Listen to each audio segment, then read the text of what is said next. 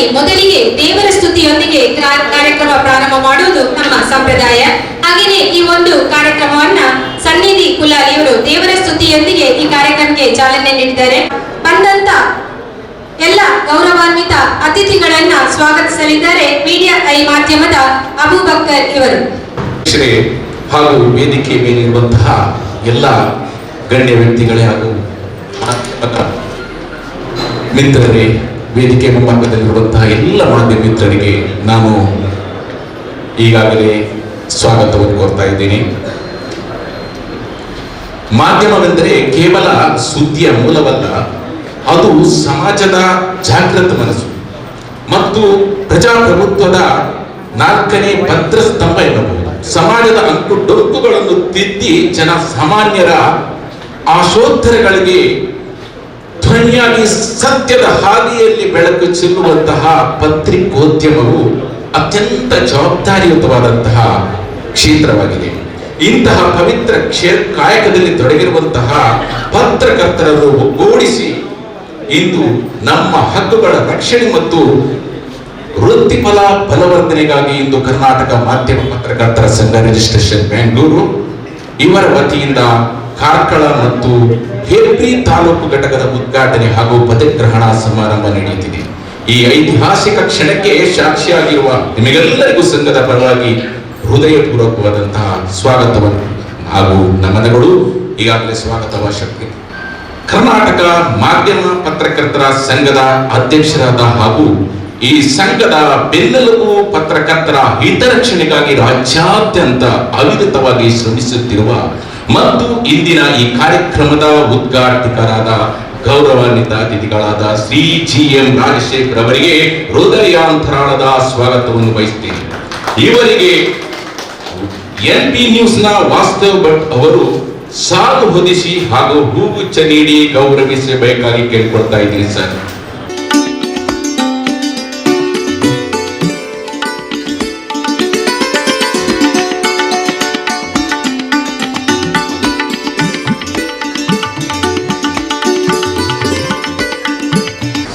Sir, ನಿಮ್ಮ ಮಾರ್ಗದರ್ಶನ ನಮ್ಮ ಜಿಲ್ಲೆ ಕ್ಷೇತ್ರದ ಜನಪ್ರಿಯ ಶಾಸಕರು ಹಾಗೂ ಮಾಜಿ ಸಚಿವರಾದಂತಹ ಗೌರವಾನ್ವಿತ ಅತಿಥಿಗಳಾದ ಶ್ರೀ ಸುನಿಲ್ ಕುಮಾರ್ ಅವರಿಗೆ ಆತ್ಮೀಯ ಸ್ವಾಗತ. ಸರ್, ನಿಮ್ಮ ಅಭಿವೃದ್ಧಿ ಪರ ಚಿಂತನೆ ಮತ್ತು ಜನಸಾಮಾನ್ಯರ ಪರವಾಗಿ ನೀವು ಧ್ವನಿ ಎತ್ತುವ ಶೈಲಿ ನಮಗೆಲ್ಲರಿಗೂ ಆದರ್ಶ.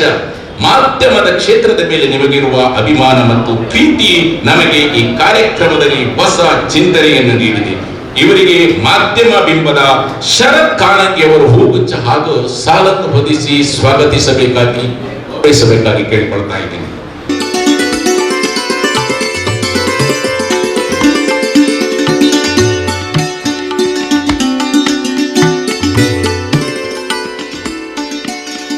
ಸಮಾಜದ ಹಿತೈಷಿಗಳು, ದಾನಿಗಳು ಹಾಗೂ ಸದಾ ಸಮಾಜ ಸೇವೆಯಲ್ಲಿ ಮುಂಚೂಣಿಯಲ್ಲಿರುವ ಗೌರವಾನ್ವಿತ ಅತಿಥಿಗಳಾದ ಶ್ರೀ ಉದಯ್ ಶೆಟ್ಟಿ ಮುನಿಯಾಲ್ ಅವರಿಗೆ ಹಾರ್ದಿಕ ಸ್ವಾಗತ.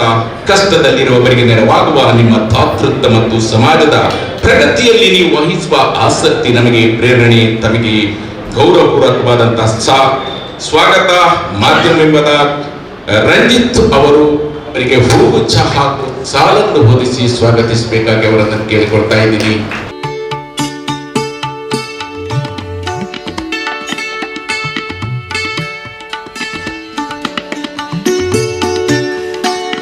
ಧನ್ಯವಾದಗಳು ರಂಜಿತ್ ರವರೇ. ಪ್ರಗತಿಪರ ಚಿಂತನೆಯ ಯುವ ಉದ್ಯಮಿಗಳು ಹಾಗೂ ಸಮಾಜದ ಬಗ್ಗೆ ವಿಶೇಷ ಕಾಳಜಿ ಹೊಂದಿರುವ ಗೌರವಾನ್ವಿತ ಅತಿಥಿಗಳಾದ ಶ್ರೀ ಪ್ರಶಾಂತ್ ಕಾಮತ್ ಅವರಿಗೆ ಆತ್ಮೀಯ ಸ್ವಾಗತ. ನಿಮ್ಮಂತವರ ಉಪಸ್ಥಿತಿ ಈ ಸಂಘಟನೆಯ ಶಕ್ತಿಯನ್ನು ಇಮ್ಮಡಿಗೊಳಿಸಿದೆ. ತಮಗೆ ಆದರದ ಸ್ವಾಗತ.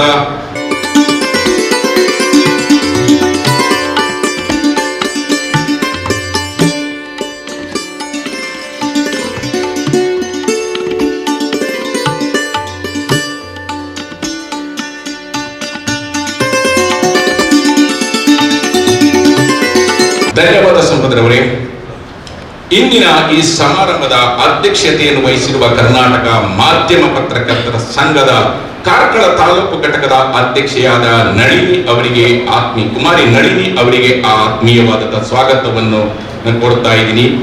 ಇವರಿಗೆ ಕರಾವಳಿ ವೈಭವದ ರಾಧಿಕಾರವರು ಹೂಗುಚ್ಛ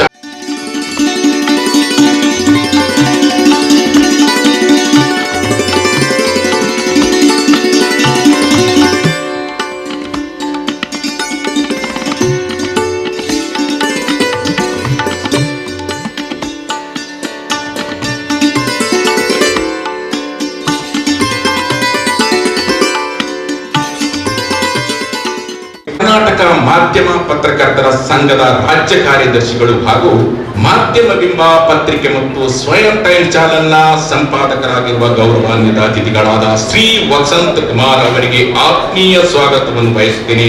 ಅವರಿಗೆ ಅವರವರು ಹೂಗುಚ್ಛ ಹಾಗೂ ಶಾಲನ್ನು ಹೊದಿಸಿ ಸ್ವಾಗತವನ್ನು ಮಾಡಿ ಗೌರವಿಸಬೇಕಾಗಿ ಕೇಳಿಕೊಳ್ತಾ ಇದ್ದೀನಿ.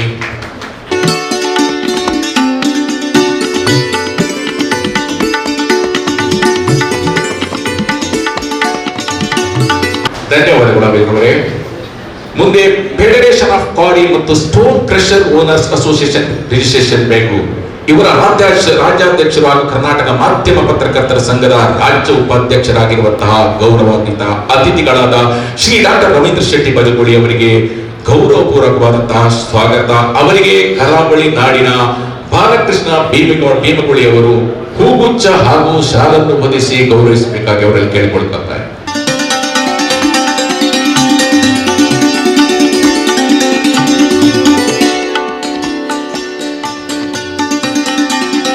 ಧನ್ಯವಾದಗಳು ಬಾಲಕೃಷ್ಣ ಭೀಮಗುಳಿ ಅವರೇ. ಅಖಿಲ ಭಾರತೀಯ ಸಾಹಿತ್ಯ ಪರಿಷತ್ ಕಾರ್ಕಳದ ಅಧ್ಯಕ್ಷರಾದ ಗೌರವಾನ್ವಿತೆ ಅತಿಥಿಗಳಾದ ಶ್ರೀಮತಿ ಮಿತ್ರ ಪ್ರಭಾ ಹೆಗ್ಡೆ ಅವರಿಗೆ ನಮ್ಮ ಸಂಘದ ಪರವಾಗಿ ಪ್ರೀತಿಯ ಸ್ವಾಗತ.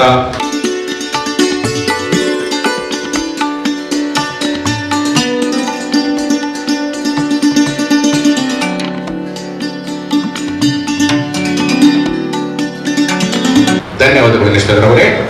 ಪಬ್ಲಿಕ್ ಫೈಲ್ ಪತ್ರಿಕೆಯ ಸಂಪಾದಕರು ಹಾಗೂ ಕರ್ನಾಟಕ ಮಾಧ್ಯಮ ಪತ್ರಕರ್ತರ ಸಂಘದ ಉಡುಪಿ ಜಿಲ್ಲಾ ಅಧ್ಯಕ್ಷರಾದ ಗೌರವಾನ್ವಿತ ಅತಿಥಿಗಳಾದ ಶ್ರೀ ಎನ್ ಕೊಟ್ಟಾರಿ ಅವರಿಗೆ ಗೌರವದ ಸ್ವಾಗತ.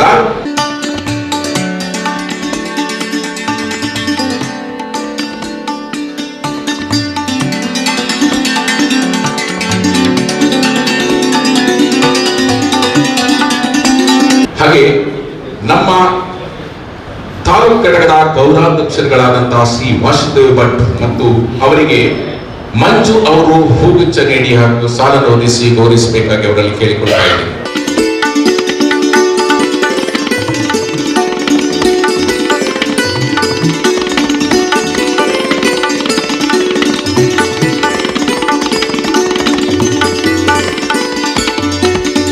ರಾಜ್ಯ ಉಪಾಧ್ಯಕ್ಷರಾದ ಕೃಷ್ಣಪ್ಪ ಅವರಿಗೆ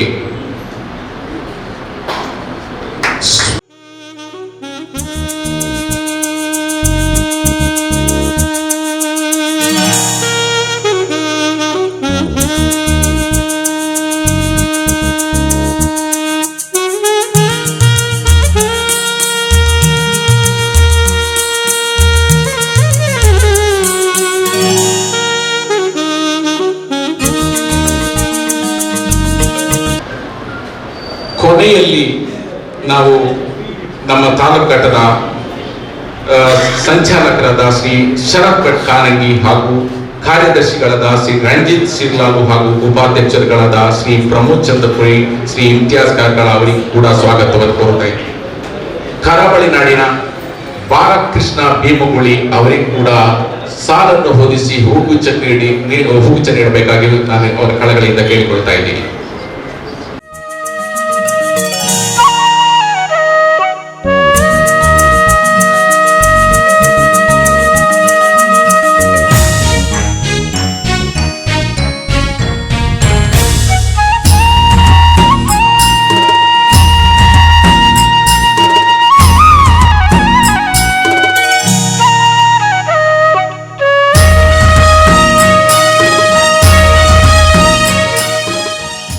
ಗೌರವದಿಂದ ಸ್ವಾಗತಿಸಿದಂತ ಅಬುಬಕ್ಕರ್ ಇವರನ್ನು ಈ ಒಂದು ಕಾರ್ಯಕ್ರಮಕ್ಕೆ ಆತ್ಮೀಯವಾಗಿ ಸ್ವಾಗತಿಸುತ್ತಿದ್ದೇನೆ.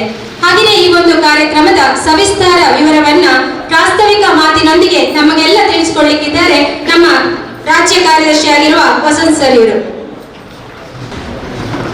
ಕರ್ನಾಟಕ ಮಾಧ್ಯಮ ಪತ್ರಕರ್ತರ ಸಂಘ ಬೆಂಗಳೂರು ಇದರ ಕಾರ್ಯಕ್ರಮ ಮತ್ತೆ ಹೆಬ್ರಿ ತಾಲೂಕುಗಳ ಶಾಖೆ ಉದ್ಘಾಟನೆ ಆಗ್ತದೆ. ಒಂದು ರೀತಿಯಲ್ಲಿ ಕಾರ್ಯಕ್ರಮದವರಿಗೆ ಒಂದು ಸಂತಸದ ದಿನ ಮತ್ತು ಕ್ಷಣ. ಇವತ್ತಿನ ಕಾರ್ಯಕ್ರಮದಲ್ಲಿ ನಮ್ಮ ಬಹಳಷ್ಟು ಆತ್ಮೀಯರು, ಅದರ ರಾಜ್ಯಾಧ್ಯಕ್ಷರು, ಇತ್ತೀಚೆಗೆ ಆತ್ಮೀಯರಾದ ನಮ್ಮ ಜಿ ಎಂ ರಾಜಶೇಖರ್ ಅವರೊಂದು ಕನಸು ಕರ್ನಾಟಕ ಮಾಧ್ಯಮ ಪತ್ರಕರ್ತರ ಸಂಘ ಅವರ ಕನಸನ್ನು ನನಸು ಮಾಡುವ ಜೊತೆಗೆ ರಾಜ್ಯದಾದ್ಯಂತ ಪಸರಿಸುವ ಒಂದು ಜವಾಬ್ದಾರಿ ನಮ್ಮ ಮೇಲಿದೆ. ಇದನ್ನು ಜವಾಬ್ದಾರಿಯಾಗಿ ನಿಭಾಯಿಸುವ ನಿಟ್ಟಿನಲ್ಲಿ ಇವತ್ತಿನ ಕಾರ್ಯಕ್ರಮದ ಈ ಕಾರ್ಯಕ್ರಮ ಆರಂಭ ಆಗಿದೆ. ಇವತ್ತಿನ ಕಾರ್ಯಕ್ರಮದಲ್ಲಿ ಆತ್ಮೀಯರು ಗೌರವಾನ್ವಿತರು ಶಾಸಕರು ಸುನೀಲ್ ಕುಮಾರ್ ಅವರಿದ್ದಾರೆ, ಮುನಿಯಾಲು ಉದಯ್ ಕುಮಾರ್ ಶೆಟ್ಟಿ ಇದ್ದಾರೆ, ಗೋಳ ಪ್ರಶಾಂತ್ ಕಾಮತ್ ಇದ್ದಾರೆ, ರವೀಂದ್ರ ಶೆಟ್ಟಿ ಇದ್ದಾರೆ, ಮಿತ್ರಕ್ಕ ಇದ್ದಾರೆ. ಎಲ್ಲರೂ ಕೂಡ ತಾವು ಗಮನಿಸಬಹುದು. ಸುನೀಲ್ ಕುಮಾರ್ ಕೂಡ ಒಂದು ಕಾಲದಲ್ಲಿ ಪತ್ರಿಕೆಯಲ್ಲಿ ವರದಿಗಾರರಾಗಿ ಕೆಲಸ ಮಾಡಿದವರು. ಉದಯ್ ಕುಮಾರ್ ಶೆಟ್ಟಿ ಕೂಡ ಒಂದಷ್ಟು ದಿನಗಳ ಕಾಲ ಪತ್ರಿಕೆ ಮಾಡಬೇಕು ಹೇಳುವ ಒಂದು ಹುಮ್ಮಸ್ಸನ್ನು ಇಟ್ಕೊಂಡು ಬಂದವರು. ಅದರ ಜೊತೆಗೆ ಗೋಳ ಪ್ರಶಾಂತ್ ಕಾಮತ್, ನಿಮಗೆ ಗೊತ್ತಿದೆ, ಕಾರ್ಯಕ್ರಮದಲ್ಲಿ ಸ್ವಯಂ ಟೈಮ್ಸ್ ಹುಟ್ಟು ಹಾಕಬೇಕು ಅಂತಂದ್ರೆ ನನಗೆ ಪ್ರೇರಣಾ ಶಕ್ತಿ ಯಾರು ಅಂತ ಕೇಳಿದ್ರೆ ನನ್ನ ಹೆಸರಲ್ಲ, ಸ್ವಯಂ ಟೈಮ್ಸ್ ಅವ್ರದೇ ಹೆಸರು, ಅವರೇ ಇಟ್ಟದ್ದು. ಸ್ವಯಂ ಈಶ್ವರನ ಹೆಸರಿರಲಿ, ಸ್ವಯಂ ಟೈಮ್ಸ್ ಹೇಳ್ಕೊಂಡು ಅವರೇ ಇಟ್ಟದ್ದು. ಅದರ ಜೊತೆಗೆ ರವೀಂದ್ರ ಶೆಟ್ಟರು ಈಗ ಕರ್ನಾಟಕ ಮಾಧ್ಯಮದ ಒಂದು ನಿರ್ದೇಶಕರಾಗ್ತಾರೆ. ಈಗ ನಾನು ಸೆಪ್ಟೆಂಬರ್ ಬೆಂಗಳೂರಲ್ಲಿ ಆರಂಭ ಆಗ್ತದೆ. ರಾಜಶೇಖರ್ ಅವರ ನೇತೃತ್ವದಲ್ಲಿ ಒಂದು ಕರ್ನಾಟಕ ಮಾಧ್ಯಮ ಆರಂಭ ಆಗ್ತದೆ ಅದರ ಕನ್ನಡದಲ್ಲಿ. ಅದರ ಜೊತೆಗೆ ಮಿತ್ರಕ್ಕ ಒಂದಷ್ಟು ಪತ್ರಿಕೆಗಳಲ್ಲಿ ಬರೀತಾರೆ, ಇವತ್ತಿಗೂ ಬರೀತಲೇ ಇದ್ದಾರೆ. ಈಗ ಇವರೆಲ್ಲರೂ ಕೂಡ ಇವತ್ತು ನಮ್ಮ ಸಭಾ ವೇದಿಕೆಯಲ್ಲಿದ್ದಾರೆ. ಈ ಸಭಾ ವೇದಿಕೆಯಲ್ಲಿ ಎಲ್ಲರೂ ಕೂಡ ಪತ್ರಿಕೆಯ ನಿಕಟ ಸಂಪರ್ಕ ಇರುವವರು, ಜೊತೆಗೆ ನಿರಂತರ ಪತ್ರಿಕಾ ವರದಿ ಬರಲೇಬೇಕು. ಯಾಕಂದ್ರೆ ಎಲ್ಲ ರಾಜಕೀಯ ಕ್ಷೇತ್ರಗಳಲ್ಲಿ ಪತ್ರಿಕಾ ವರದಿ ಬೇಕೇ ಬೇಕು. ಆದ್ರೆ ನೀವು ಕೆಲವು ವರ್ಷಗಳ ಹಿಂದೆ ಹೋದಾಗ ಪತ್ರಿಕಾ ಮಾಧ್ಯಮವೇ ಶ್ರೇಷ್ಠ ಇತ್ತು. ಯಾಕಂದ್ರೆ ವಾರಪತ್ರಿಕೆ ಕೂಡ ಆಗ ನಾನು ವಾರಪತ್ರಿಕೆ ಮಾಡಿ ಕೂಡ ಅದ್ರಲ್ಲಿ ಜಯಶಾಲಿ ಆದವ. ವಾರಪತ್ರಿಕೆಯನ್ನು ಕಾದು ಕೂತ್ಕೊಳ್ತಿದ್ದ ದಿನ ಇತ್ತು. ದಿನಪತ್ರಿಕೆ ಒಂದೆರಡು ಇದ್ರು ಕೂಡ ವಾರಪತ್ರಿಕೆಯನ್ನು ಕೂಡ ಕಾಯ್ತಾ ಇದ್ರು ಹೇಳುವ ದಿನವನ್ನು ನಾವು ಆಗ ಕಂಡಿದ್ದೇವೆ. ಆದ್ರೆ ನೋಡಿ, ಕಾಲ ಬದಲಾದಂತೆ ಈಗ ಡಿಜಿಟಲ್ ಮಾಧ್ಯಮಗಳು ಜಾಸ್ತಿ ಆಗ್ತವೆ. ಈಗ ರಾಜಕಾರಣಿಗಳಿಗೂ ಕೂಡ ವಾರಪತ್ರಿಕೆ ಅಂದ್ರೆ ಅದಷ್ಟು, ಯಾಕಂದ್ರೆ ವರದಿ ಬರುವಾಗ ವಾರ ಆಗ್ತದೆ. ದಿನಪತ್ರಿಕೆ ಅಂತೂ ಕೂಡ ಸ್ವಲ್ಪ ನಿಧಾನವಾಗಿ ನೋಡುವ ಪರಿಸ್ಥಿತಿ ಒದಗಿದೆ, ಯಾಕಂದ್ರೆ ಬರೋದು ನಾಳೆ ಬೆಳಿಗ್ಗೆ. ಆದ್ರೆ ಡಿಜಿಟಲ್ ಆಗಲ್ಲ. ಈಗ 5 ನಿಮಿಷದಲ್ಲಿ ಬಂದಾಗ್ತದೆ. ರಾಜ್ಯದಲ್ಲಿ ಏನೇ ಸುದ್ದಿ ಆಗಲಿ, ಶಾಸಕರು ವಿಧಾನಸೌಧದಲ್ಲಿ ಭಾರಿ ಮಾತಾಡಿದ್ರು ಕೂಡ 5 ನಿಮಿಷದಲ್ಲಿ ಇಡೀ ರಾಜ್ಯದಲ್ಲಿ ರಿಲೀಸ್ ಆಗ್ತದೆ. ಬಹಳಷ್ಟು ಮಂದಿ ನೋಡ್ತಾರೆ, ಖುಷಿ ಪಡ್ತಾರೆ, ಚರ್ಚೆಗಳಾಗ್ತವೆ, ಎಲ್ಲ ವಿಚಾರಗಳು ಗೊತ್ತಾಗ್ತದೆ. ಹಾಗಾಗಿ ಇವತ್ತು ಡಿಜಿಟಲ್ ಮಾಧ್ಯಮ ಒಂದಷ್ಟು ಮುಂದಿನ ದಿನಗಳಲ್ಲಿ ಅದು ಇನ್ನಷ್ಟು ಶ್ರೇಷ್ಠತೆಯನ್ನು ಪಡೆಯುತ್ತದೆ ಒಂದು ಅವಲೋಕನ ನಮ್ದು ಕೂಡ. ನಮ್ಮಲ್ಲಿ ಸುಬ್ರಹ್ಮಣ್ಯ ಭಟ್ರು ಅವರ ಜ್ಯೋತಿಷ್ಯದಲ್ಲಿ ಬರೆದಿದ್ರು, ಪತ್ರಿಕೆಗಳು ಮರೆ ಆಗ್ತವೆ, ಸೆಟಲೈಟ್ಗಳು ಮರೆ ಆಗ್ತವೆ, ಡಿಜಿಟಲ್ಗಳು ಬರ್ತವೆ ಅಂತ. ನಾನು ಜ್ಯೋತಿಷ್ಯ ಅಲ್ಲ, ಆದ್ರೆ ನನ್ನ ಪ್ರಾಕ್ಟಿಕಲ್ ಲೆಕ್ಕಾಚಾರ, ಥಿಯರಿ ಲೆಕ್ಕಾಚಾರ, ಎಲ್ಲ ಲೆಕ್ಕಾಚಾರದಲ್ಲಿ ಡಿಜಿಟಲ್ಗಳು ಕೂಡ ಒಂದಿನಲ್ಲಿ ಪ್ರಾಮುಖ್ಯತೆಯನ್ನು ಪಡೆಯುತ್ತದೆ ಹೇಳುವ ಒಂದು ಚಿಂತನೆ ನಂದು ಕೂಡ. ನನಗೆ ಬಹಳಷ್ಟು ಖುಷಿ ಕೊಟ್ಟದ್ದು ರಾಜಶೇಖರ್ ಅವರು ಕರ್ನಾಟಕ ಮಾಧ್ಯಮ ಪತ್ರಕರ್ತರ ಸಂಘ ಮಾಡಿದಾಗ.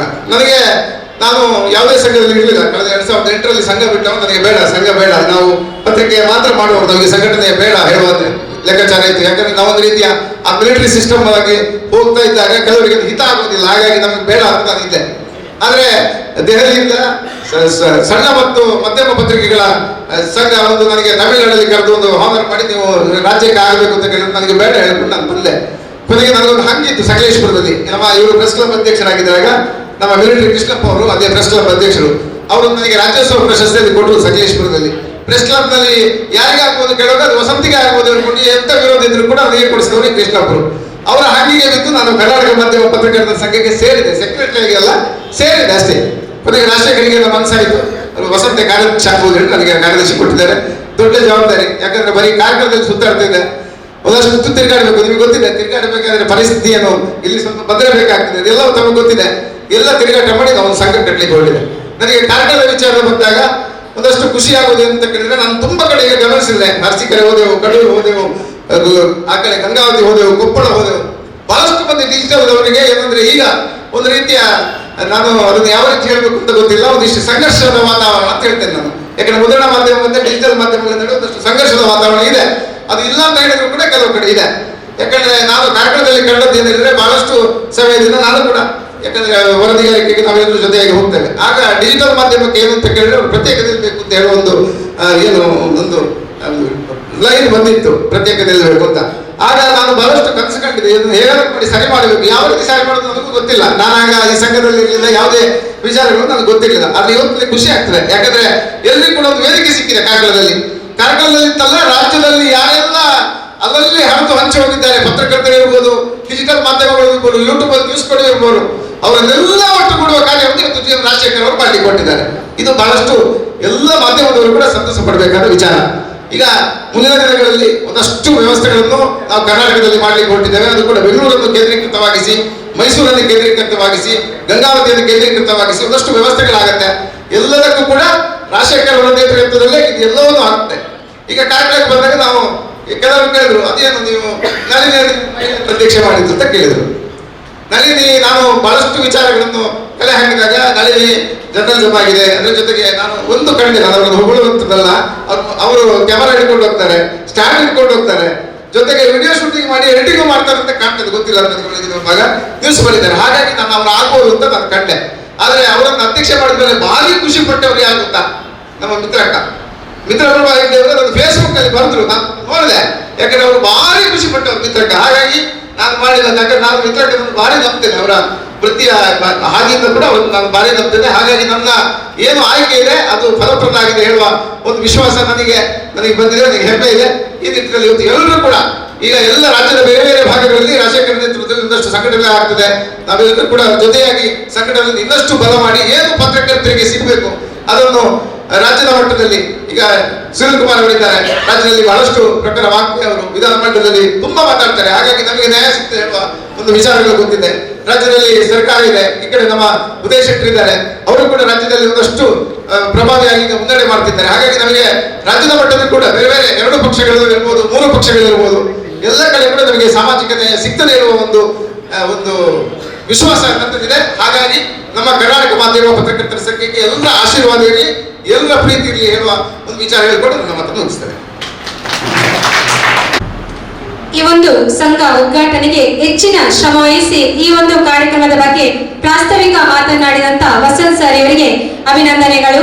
ಮುಂದಿನ ಅಂಗವಾಗಿ ಸಂಘ ಉದ್ಘಾಟನೆ ಹಾಗೂ ಪದಗ್ರಹಣ ಕಾರ್ಯಕ್ರಮವನ್ನ ದೀಪವನ್ನು ಬೆಳಗಿಸಿ ಕಾರ್ಯಕ್ರಮದ ಉದ್ಘಾಟನೆಯನ್ನ ನೆರವೇರಿಸಿಕೊಳ್ಬೇಕಾಗಿ ಕರ್ನಾಟಕ ಮಾಧ್ಯಮ ಪತ್ರಕರ್ತರ ಸಂಘ ರಿಜಿಸ್ಟರ್ ಬೆಂಗಳೂರು ರಾಜ್ಯಾಧ್ಯಕ್ಷರಾಗಿರುವ ಶ್ರೀ ಜಿ ಎಂ ರಾಜಶೇಖರ್ ನೆರವೇರಿಸಿಕೊಳ್ಬೇಕಾಗಿ ವಿನಂತಿಯನ್ನು ಮಾಡ್ತಿದ್ದೇನೆ. ಇದರ ಜೊತೆಗೆ ವೇದಿಕೆಯಲ್ಲಿರುವ ಎಲ್ಲ ಅತಿಥಿ ಗಣ್ಯರು ಭಾಗಿಯಾಗಬೇಕಾಗಿ ವಿನಂತಿಸುತ್ತಿದ್ದೇನೆ.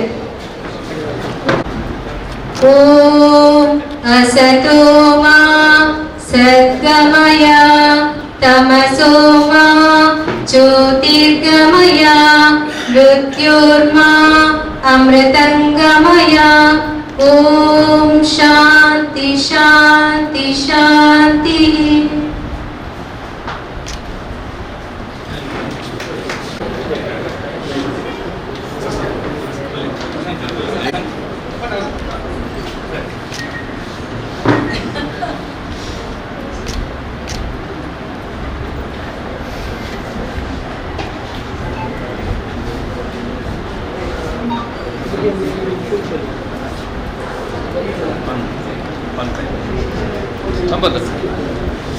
ರಾಜ್ಯಾಧ್ಯಕ್ಷರು ಹಾಗೆಯೇ ವೇದಿಕೆಯಲ್ಲಿರುವಂತ ಎಲ್ರಿಗೂ ನಮಸ್ಕಾರ.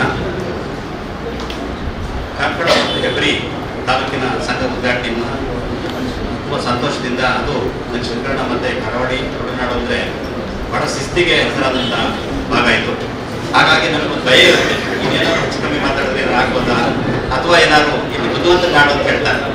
ಹಾಗಾಗಿ ಇಲ್ಲಿ ಮಾತಾಡ್ಬೇಕಾದ್ರೆ ಪ್ರತಿಯೊಂದು ವಿಷಯನೂ ಕೂಡ ನಾವು ಹೆಚ್ಚಿನ ರೀತಿಯಲ್ಲಿ ನೋಡಿ ಗಮನಿಸಿ ಮಾತಾಡಬೇಕು ಅಂತ ಹೇಳಿ ನನ್ನ ಒಂದು ಉದ್ದೇಶ ಕೂಡ ಆಗಿದೆ.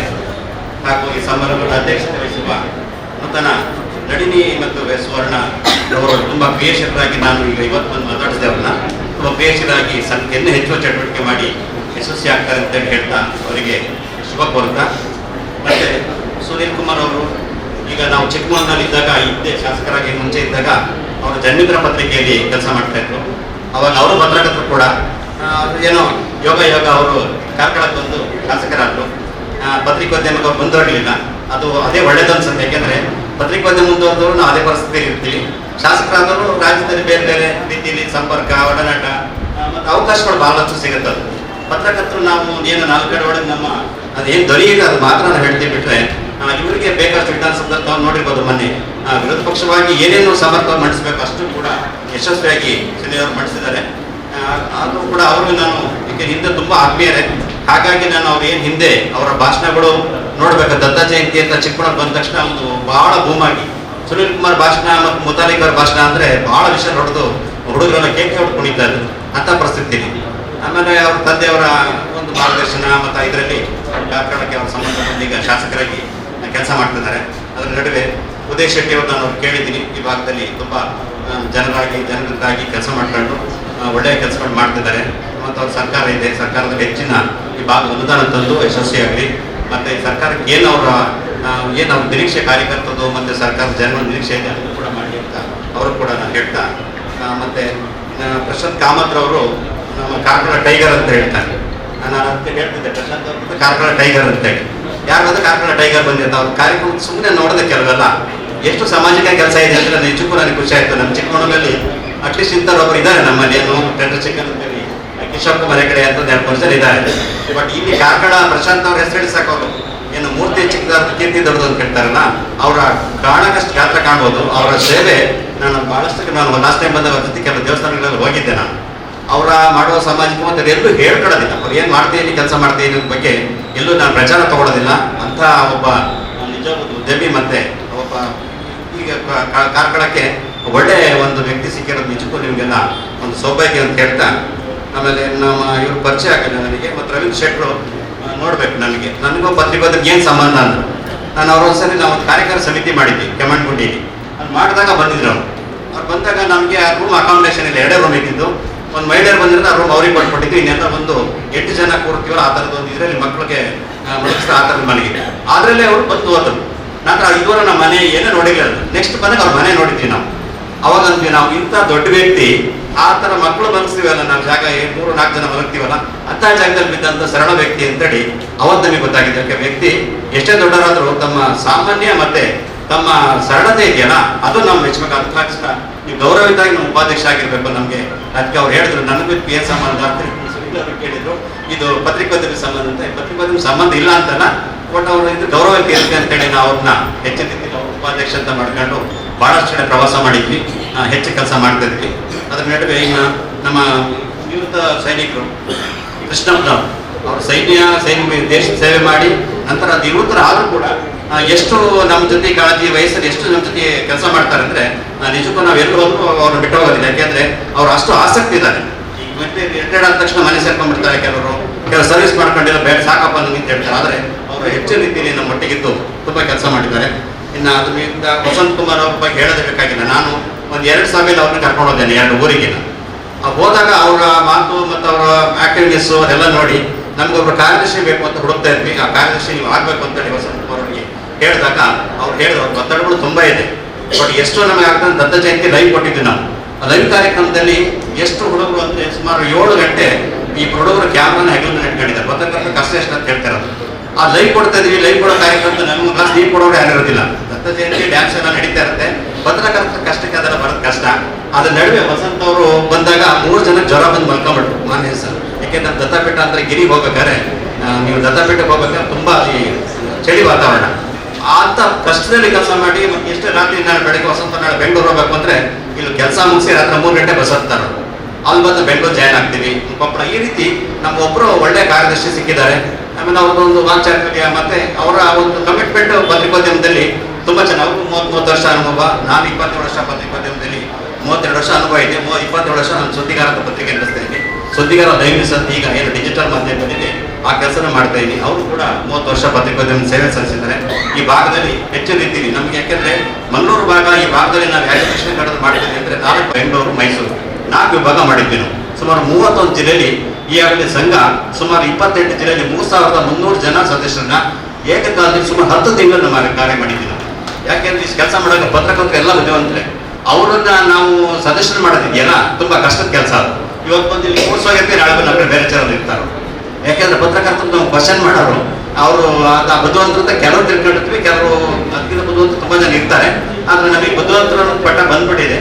ಆದ್ರೆ ಆ ಪಟ್ಟ ಇಟ್ಕೊಂಡು ನಾವು ಸಮಾಜ ಸೇವೆ ಮಾಡೋಕೆ ಬಿಟ್ರೆ ಬೇರೆ ರೀತಿ ದಾರಿ ಆಗಿರುತ್ತೆ. ಅದರ ನಡುವೆ ಏನು ಪತ್ರಕರ್ತ ಬೆಂಗಳೂರಲ್ಲಿ ಉದ್ಘಾಟನೆ ಆಯಿತು. ಉದ್ಘಾಟನೆ ಆದಾಗ ಸುಮಾರು ಆಮೇಲೆ ನಮ್ಮ ವಿನಯ್ ಗುರುಜಿ ಬಂದಿದ್ರು. ಈ ಥರದೆಲ್ಲ ಕಾರ್ಯಕ್ರಮ ಮಾಡಿ ಹೆಚ್ಚು ರೀತಿಯಲ್ಲಿ ಮಾಡ್ತಾ ಇದ್ವಿ. ಪತ್ರಕರ್ತರು ತುಂಬ ಸಂಕಷ್ಟದಲ್ಲಿದ್ದಾರೆ.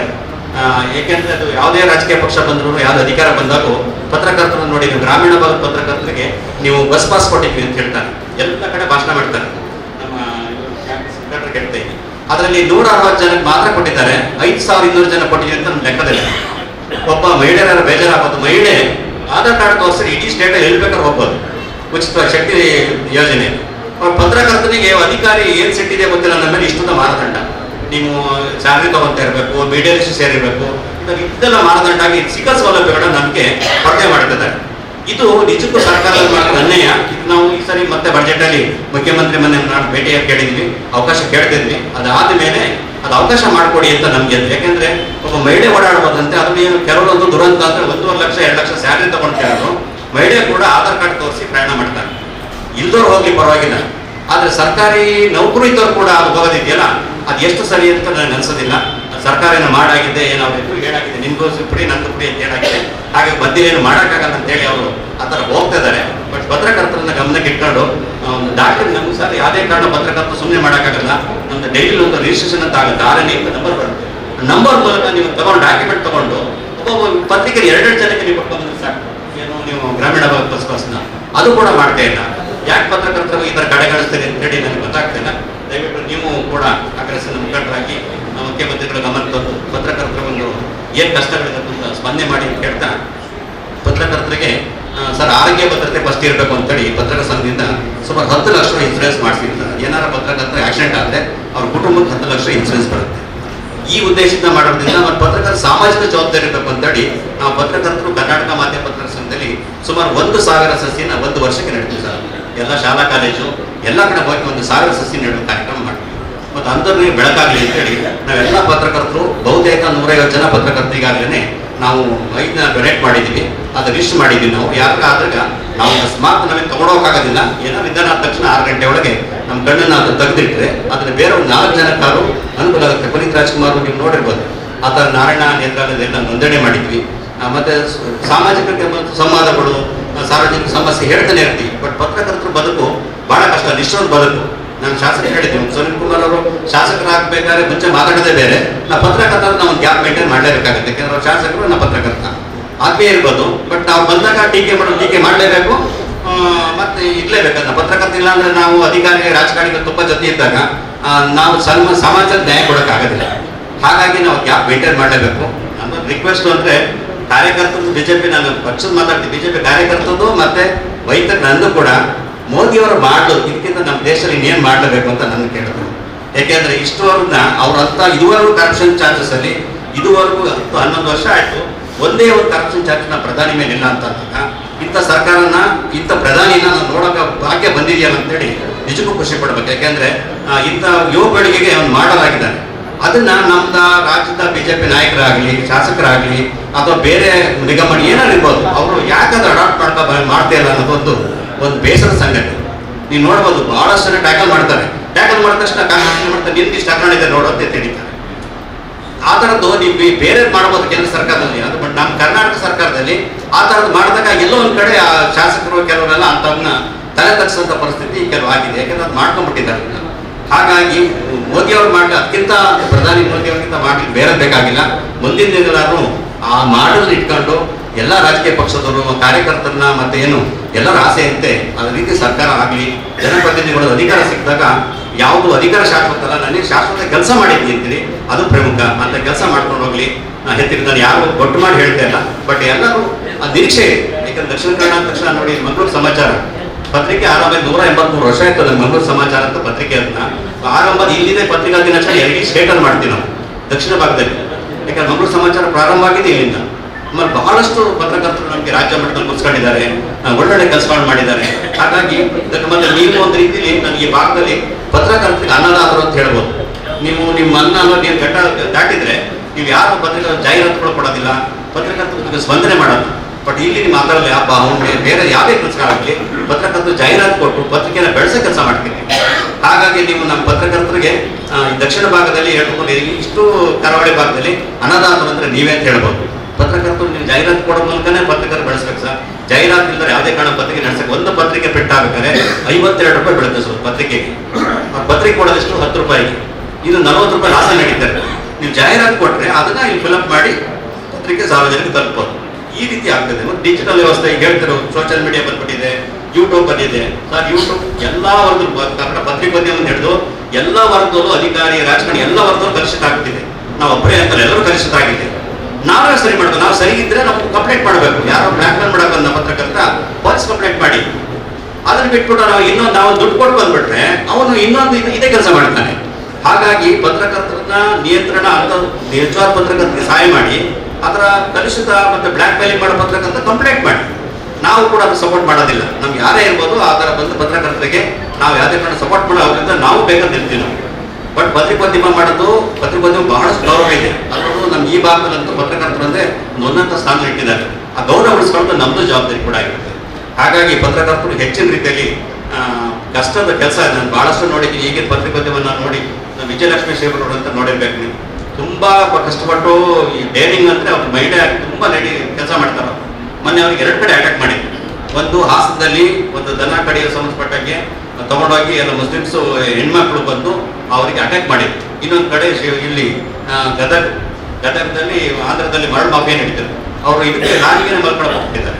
ಅವ್ರಿಗೆ ಕೊಡ್ತಾರೆ ಪಾಪ. ಅವ್ರು ಯಾವ ರೀತಿ ಇದ್ದಾರೆ ಚಿಕಿತ್ಸೆ ಪಡಿತಿದ್ದಾರೆ ಅಂದ್ರೆ ನೋಡೋಕ್ಕೆ ಬೇಸರ ಆಗುತ್ತೆ. ಬಟ್ ಲೇಡಿ ಮೊನ್ನೆ ಮುಖ್ಯಮಂತ್ರಿಗಳ ಪ್ರಶಸ್ತಿ ಕೊಟ್ಟು ಸನ್ಮಾನ ಮಾಡಿದ್ರು. ಏನು ನಮ್ಗೆ ಈಸಿ, ನಮ್ಗೆ ಅಟ್ಯಾಕ್ ಮಾಡೋದು ದೊಡ್ಡ ವಿಷಯ ಏನಲ್ಲ. ಆದ್ರೆ ಭದ್ರತೆ, ಕಾನೂನು ಭದ್ರತೆ ಬೇಕಾಗಿದೆ. ನಮ್ಗೆ ಭದ್ರತೆ ಇಲ್ಲ. ಅದಕ್ಕೋಸ್ಕರ ನಾವು ಸಂಘ ಏನ್ ಮಾಡಿದ್ವಿ, ಗೃಹ ಮಂತ್ರಿ ನೇತೃತ್ವದಲ್ಲಿ ಒಂದು ಸಂಘ ಇದನ್ನ ಮಾಡಿ ಸಮಿತಿ ಮಾಡಿ ಏನಾರಾದ್ರೆ ಆ ರಾಜ್ಯದಂತ SP DC ಮತ್ತು IG ಎಲ್ಲ ಪೊಲೀಸ್ ಇಲಾಖೆಗಿಂತ ಮೂಲಕ ಒಂದು ರಕ್ಷಣೆ ಕೊಡಬೇಕು ಪತ್ರಕರ್ತರಿಗೆ ಅಂತೇಳಿ ಪ್ರಮುಖವಾಗಿದೆ. ಯಾಕೆಂದ್ರೆ ನಾವು ವಿಜಯಲಕ್ಷ್ಮಿ ನೋಡಿದ್ರೆ ನೆನ್ನೆ ನಾವು ಹೋಗ್ಬೋದು ಮಂಗಲೀಶ್ ಹತ್ರ ನಾವು ಮಾಡಿ ಮನವಿ ಮಾಡಿ ಭೇಟಿ ಕೊಟ್ಟು ಬಂದಿವಿ ನಾವು. ಆದ್ರೆ ಈ ರೀತಿ ಕಾನೂನು ಕೈ ತಗೊಂಡ್ಬಿಟ್ರೆ ಬಹಳ ಕಷ್ಟ. ಪತ್ರಕರ್ತರು ಕೆಲಸ ಮಾಡೋಕೆ ಕಷ್ಟ ಇದೆ. ಈಗ ಡಿಜಿಟಲ್ ಯುಗ ಮತ್ತೆ ಎಲ್ಲ ನೀವೇನು ಅಲ್ಲೇ ಮಾಡಿದ್ರು ಎಲ್ಲ ಕಡೆ ಸಹ ಅಂತ ಬಂದೀಗ ಒಳ್ಳೇದೇ ಅದು ಕೆಟ್ಟದೇ ಅದು ಗೊತ್ತಾಗಲ್ಲ. ಬೆಳಗ್ಗೆ DK ಶಿವಕುಮಾರ್ ಮನೆಗೆ ಹೋಗ್ತಾರೆ, ನೀವು ಅವಾಗಲೇ CM ಮಟನ್ ಇಟ್ಕೊಂಡ್ರೆ ಅವಲೇ ಕೊಟ್ಟ ಬಂದ್ಬಿಟ್ಟು. ಅಂದ್ರೆ ಅದು ಟೆಕ್ನಿಕಲ್ ಮಾಡೋಂಥದ್ದು. ಅದು ಅವ್ರೇನು ಮಟನ್ ತಿಂತಿರೋದಲ್ಲ ಅದು.